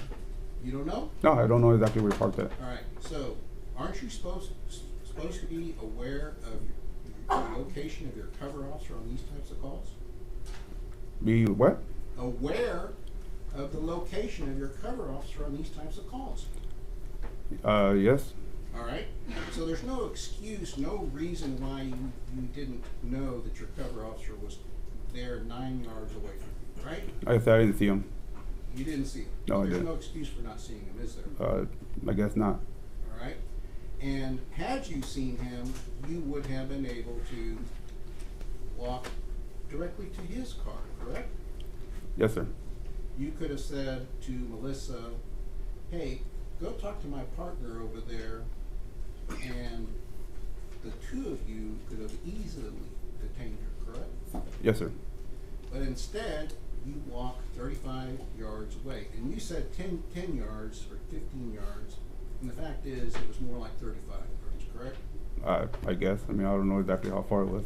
All right, so So you didn't study your video, did you? Huh? Yes, I did. I just didn't count my steps out. All right. So let's talk about the use of force. You understand that you're trained on the use of force by San Antonio policy, correct? Yes, sir. All right. And one of the things that you have to take into consideration is that the San Antonio Police Department places greater value on human life than on the protection of, oh wait a minute, let me reread this. The use of reasonable amount of force is authorized in appropriate. I don't object to him reading from it, something not in evidence, if he wants to admit it. I don't have a problem from reading from an exhibit, but he can't just read from something like that. I'll rephrase. Would you agree with me that your training tells you that you should take into account federal statutes that to determine whether or not your force is unnecessary or excessive?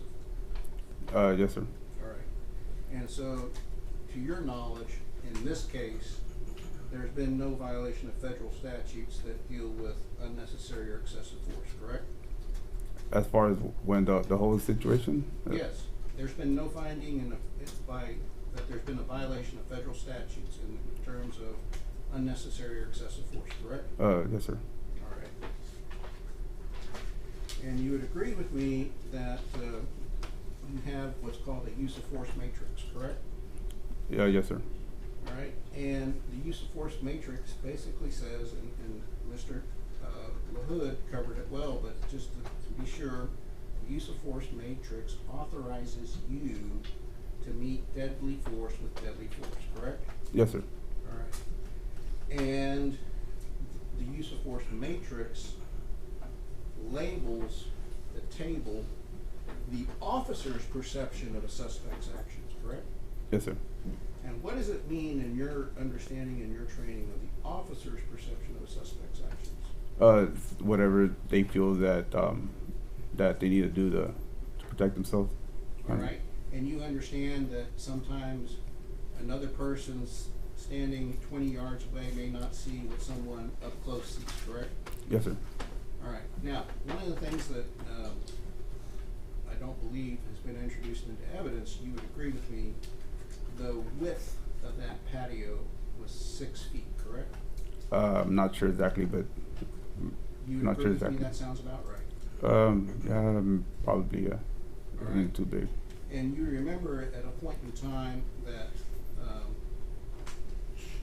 at 2:02, at 2 o'clock, 2 minutes, and about 1 or 2 seconds, Villalobos and Albert Flores go over the patio rail. You recall that, correct? Yes, sir. And Nathaniel Villalobos was able to go over the rail first, correct? Yes, sir. And then Sergeant Alfredo Flores straddled the rail kind of like a horse, right? Yes, sir. And he turned counterclockwise, correct? Yes, sir. And when he turned counterclockwise and set foot on the patio inside the rail, between the window and the rail, he was facing away from the window. You agree with that, correct? Yes, sir. All right, and so when he was facing away from the window, he was unable to see Melissa Perez come charging at that window with a hammer, correct? Yes, sir. You agree with me? Yes, sir. So when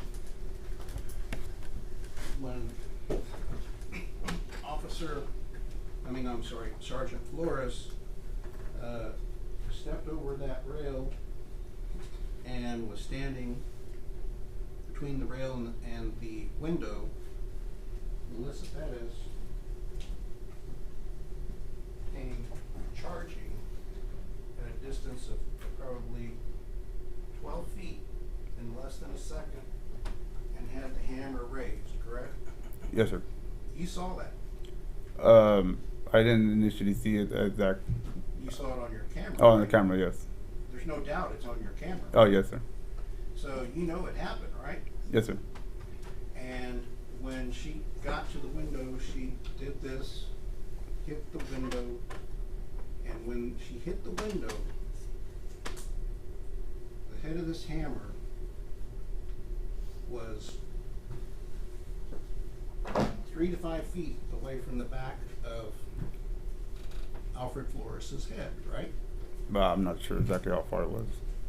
Would you agree, roughly speaking, 3 to 5 feet? Yes, sir. All right.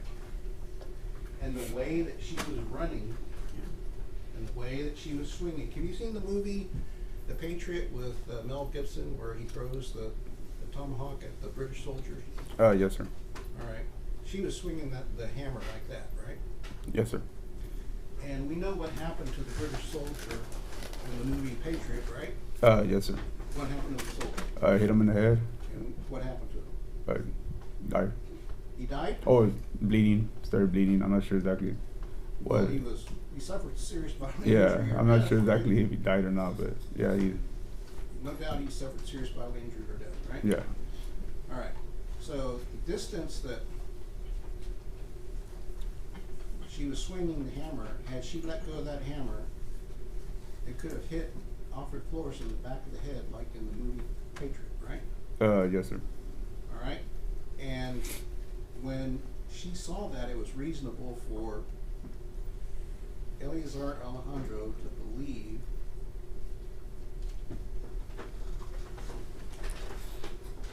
that his sergeant was about to die, right? I mean, if that's what he saw, if that's what he believed. You don't have any problem with that being a reasonable belief, do you? No. Okay. So this jury can know that when Eleazar saw that hammer swing like that he was about to see his sergeant die, right? If that's what he saw, I mean. And you wouldn't, you have no information to say that was unreasonable, do you? No. All right.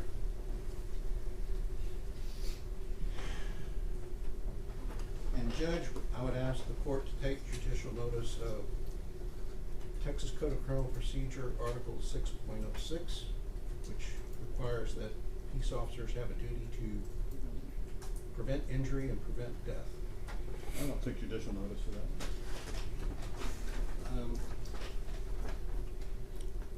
I wonder if you want me to continue or not. You can continue. Everybody okay on the jury? Okay. If any of you need a break, you let me know, please.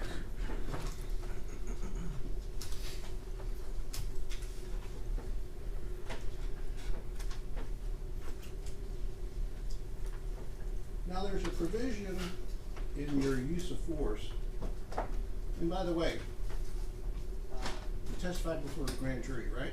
Yes, sir. Would you agree with me that not once did the prosecutors for the state reference General Manual Procedure 501? Your Honor, the proceedings of the grand jury are secret, so why don't you talk about what goes on in the grand jury? I believe it goes to whether or not there's been a material omission or misleading by the state in this case. And also, he said he read his testimony in front of the grand jury, so we can use that to impeach him. All right, can you all approach?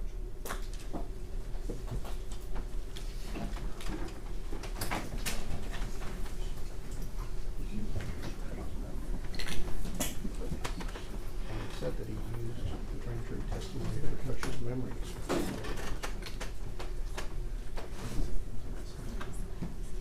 I'm gonna ask him if he's heard anything about Procedure 501 in general manual and grand jury.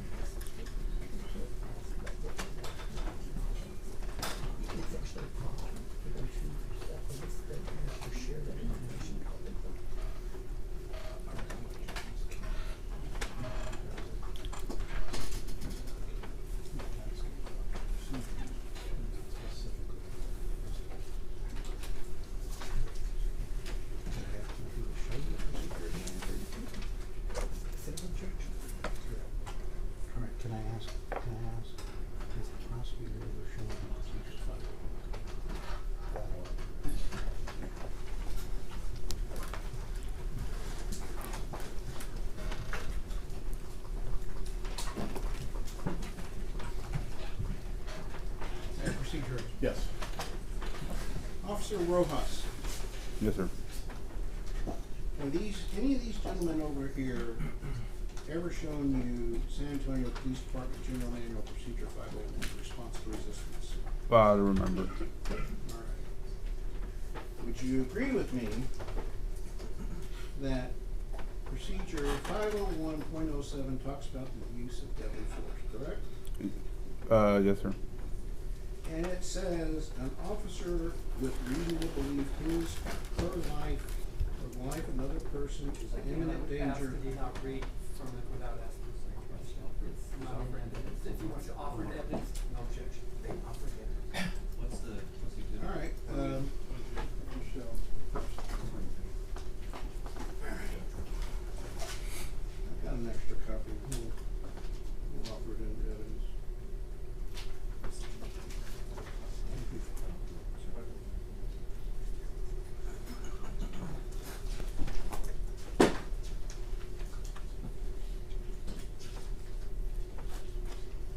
All right. Continuing to defense exhibit 23.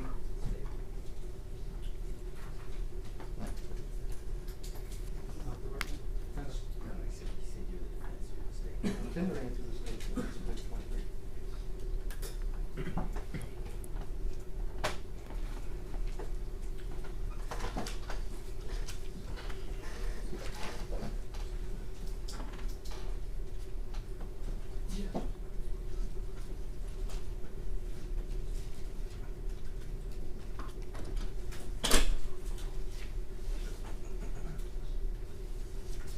No objection.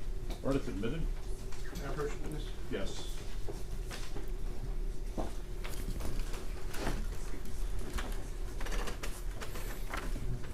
First thing I'm going to ask you is, do you recognize defendant's exhibit number 23? Yes, sir. And would you agree with me, before we talk about defense exhibit 23, that the San Antonio General Manual Rules and Regulations 3.01 and 3.28 require you to know the General Manual, and ignorance of the General Manual is no excuse? Yes, sir. All right. So you're required to know this backwards and forwards, right? We could always revert to it if we need to. All right. But you're required to know it, Yes. yes? All right. So I want you to go to page 4 of that procedure.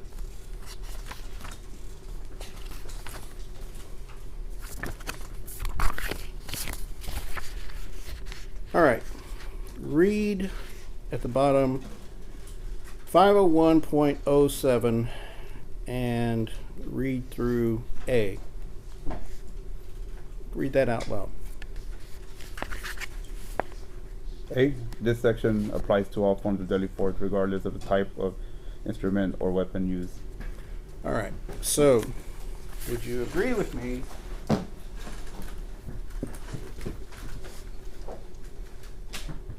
that 501.07 A means that it applies to this type of weapon? And it's Exhibit 11. Yes, sir. All right. Read B.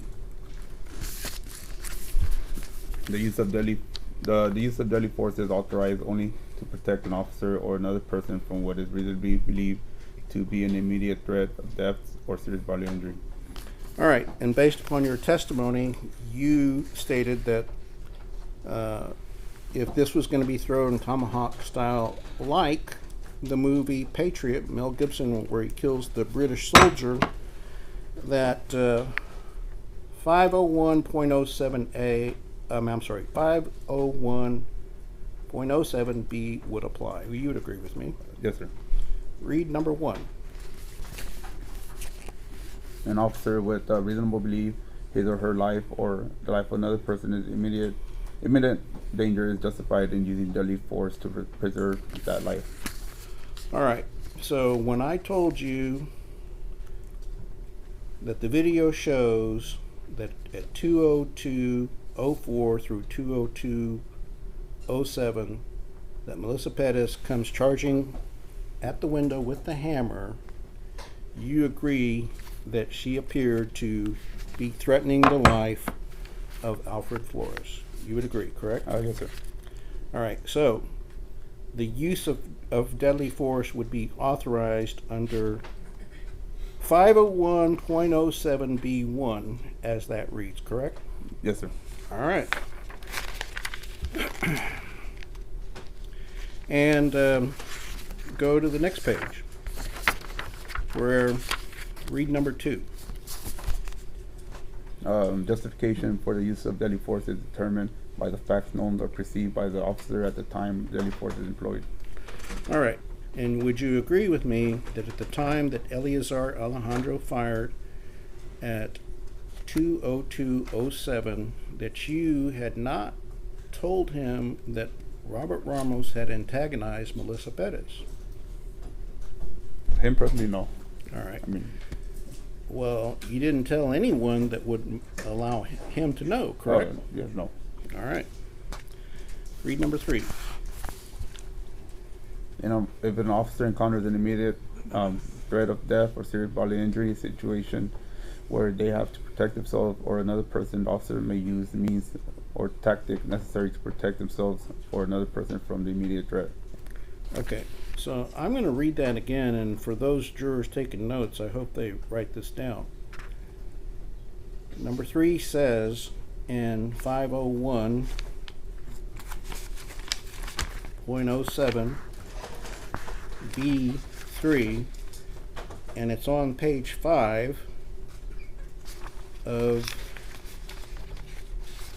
Exhibit 23. Defendant's Exhibit 23, it says, if an officer encounters an immediate threat of death or serious bodily injury situation where they have to protect themselves or another person, the officer may use any means or tactic necessary to protect themselves or another person from the immediate threat. You agree that's what it says? Yes, sir. All right. You ever played the game rock, paper, scissors? Yes, sir.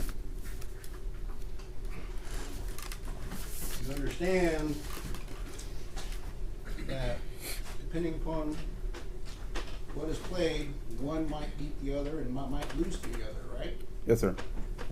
But if you had a game where the game was steamroller, rock, paper, and scissor, the steamroller would always win, right?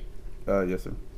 All right, so would you agree with me that when this procedure says the officer may use any means or tactic necessary to protect themselves or another person from the immediate threat, that gives them permission to use a steamroller if they think their life is in danger, right?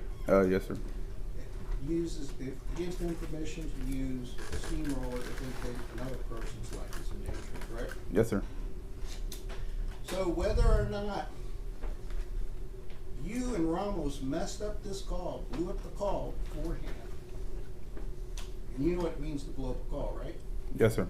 Tell the jury what it means to blow up a call. Pretty much make it more than what it is. All right? And what happens when you blow up a call? Excuse me? What happens when you blow up a call? It's made more than what it is. And more than what it is, it makes you make things worse, right? I suppose. Yes. And so if a group of officers blows up a call, doesn't tell officers that show up later, and they have to protect themselves, procedure 501.07 B3 permits them to defend themselves or a third person, right? Yes, sir. And it doesn't matter that someone else blew up the call without their knowledge beforehand, right? Yes, sir. All right.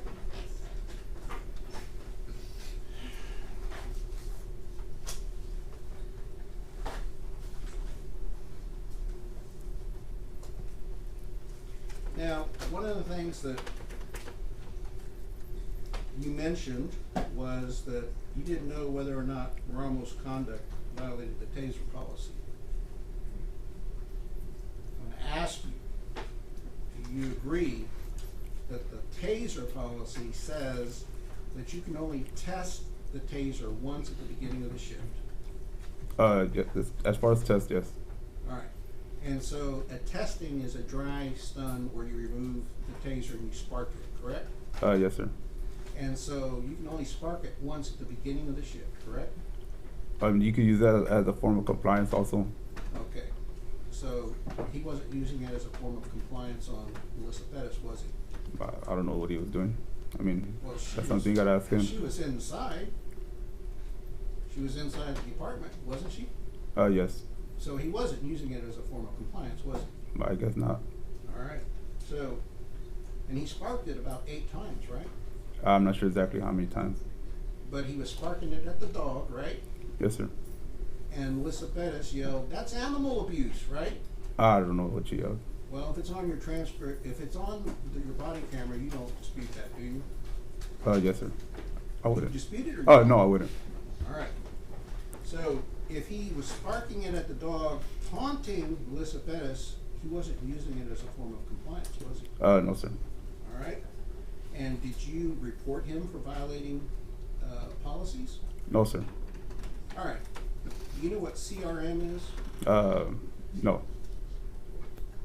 You never heard of crisis response to make sure that officers don't engage in misconduct or misbehavior? You're taught that in the academy, aren't you? I don't know the acronym CRM. All right, but you know that you're supposed to report misconduct, right? Yes, sir. All right. So, from the moment that Ramos was sparking his taser at the dog, he was engaging in misconduct, correct? I suppose so. And you didn't intervene and tell him to stop, cut that out, right? There's a lot of other things that I was worried about. Okay, that's not the question I asked. Whether you're worried about other things or not, you're supposed to stop misconduct, correct? Yes, sir. You failed to do that, right? Yes, sir. And you weren't punished for failing to do that. No, sir. All right, and in fact, you showed up to IA as a non-respondent, correct? Yes, sir. And tell the jury what a non-respondent is. It's so the non-respondent is I guess like a witness of what happened. Witness to what happened. They ask you questions about the incident. So you never had allegations of misconduct filed against you, right? No, sir. All right, and one of the rules is you're supposed to tell the truth at all times, correct? Yes, sir. And that's 3.02, correct? I don't know exactly which one it is. All right, and you omitted material information in your witness statement to Night CID, didn't you? Excuse me? You omitted material information in Night CID, correct? An actual report? Yes, a They report. took your statement. Yes, a report. All right, they took your statement. You didn't make a report, you Yeah, gave a statement. yeah, I gave a statement. All right, and you omitted that at 1:40:50 that Melissa Perez charged at Jonathan Salinas with a hammer, correct? Yes, sir. You omitted that, didn't you? Excuse me? You omitted that in your statement, didn't you? As far as her actually charging him? No, I didn't. I You didn't didn't mention include that in your No, statement? I didn't. All right, and you understand that your training in the academy is that when an officer uses force, he's entitled to rely upon the totality of the circumstances, correct? Yes, sir. All right, and that's all the information known to him, and not just at the moment force was used, but everything that he knew before he used force, correct? Yes, sir. So one of the things that Eleazar Alejandro knew, and these other gentlemen too, Nate Villalobos and Alfred Flores, they heard the radio transmission to Ito, correct? Yes, sir. And you would agree that that's reliable information that they could rely upon in deciding whether force was necessary, correct? Yes, sir. All right. And so what we know, even though you left it out of your witness statement, she charged and nearly struck Jonathan Salinas in the head, correct? I don't know if she's nearly struck him in the head or anything like that. All right. You want to think about that answer, or do you want me to show you something on the videos? You can show it to me if you want. That's fine. All right.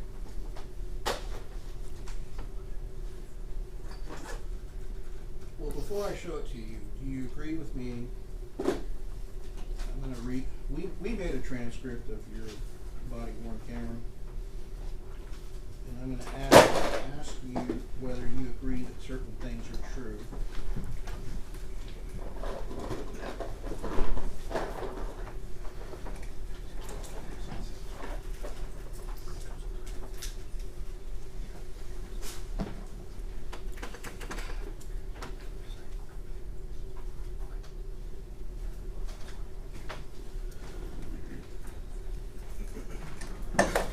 Alright, so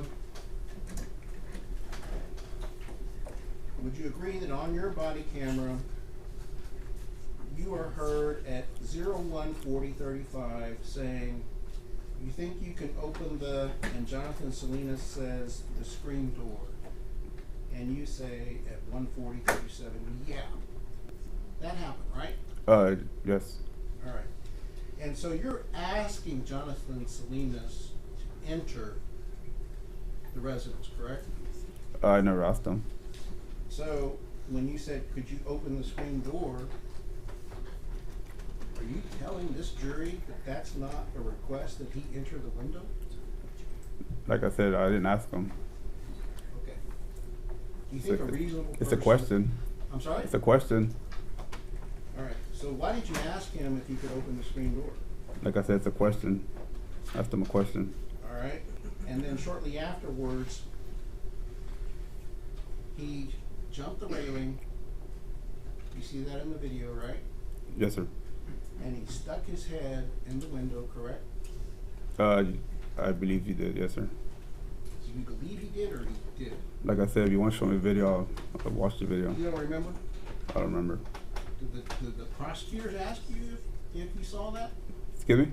Did the prosecutors ask you if you saw that? No, sir. Alright. So, at 1:40:48, Melissa Perez yells out, come in, come in, come in, right? Yes, sir.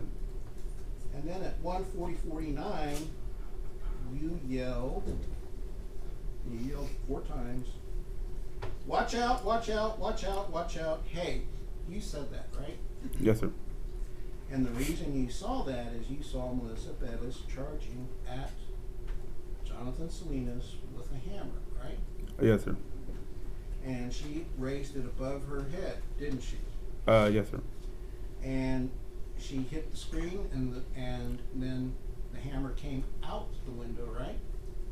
Out the window? Yes. I'm not sure exactly how far it went out, or if it did.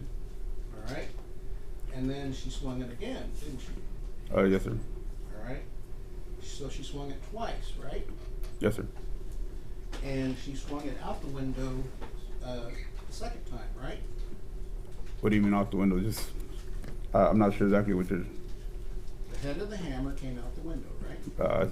I'm not sure exactly how far it went out, if it did go out. But you recall it did go out the window, right? Yes.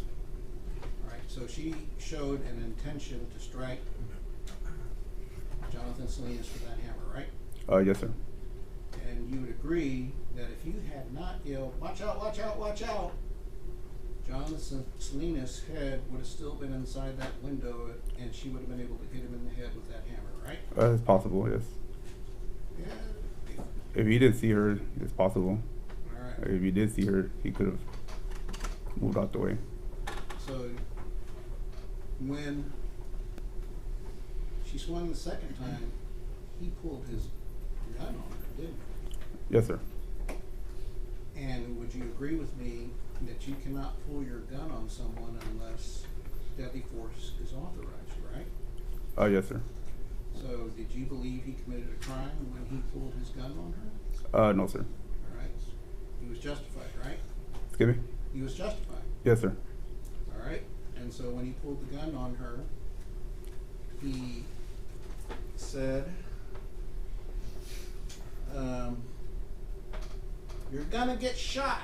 He said that at 1:40:52, right? Yes, sir. And then she said at 1:40:55, shoot me. You ain't got no warrant, right? Yes, sir. And then at 1:41:02, he gets on the radio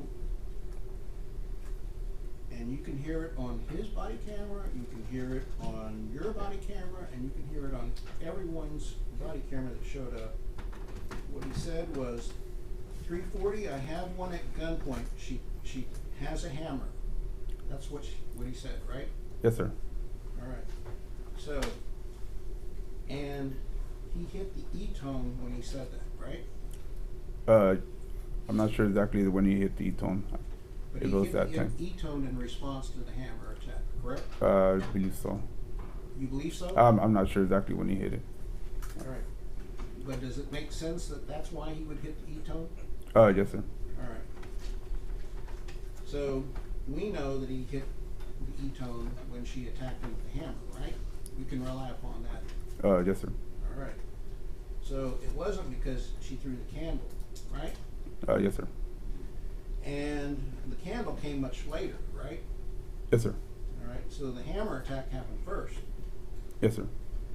But your statement to CID didn't make that clear, did you? No, sir. And you didn't make that clear when you talked to the prosecutors, did you? No, sir. All right. So, and then at 1:41:09, you yell, "Watch out, bro! Hey!" Right? Yes, sir. And after that, that's when she threw the candle, right? Yes, sir. All right. So,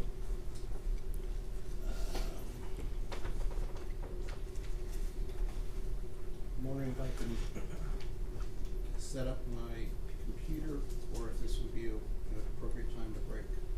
This would be a good time to break.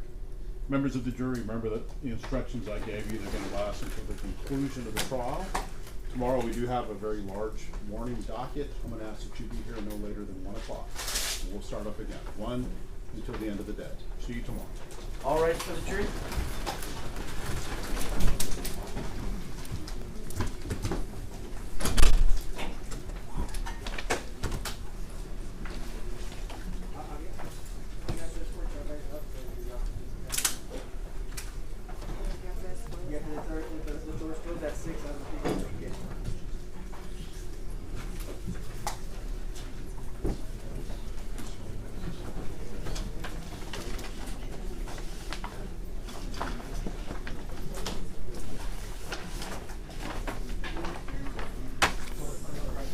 May we see it?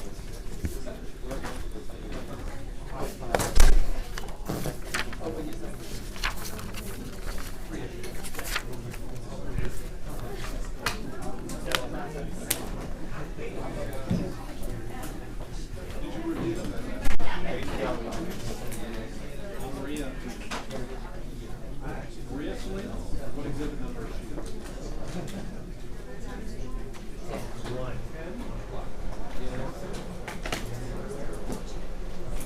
These are these last exhibits we have published. No, 10 has been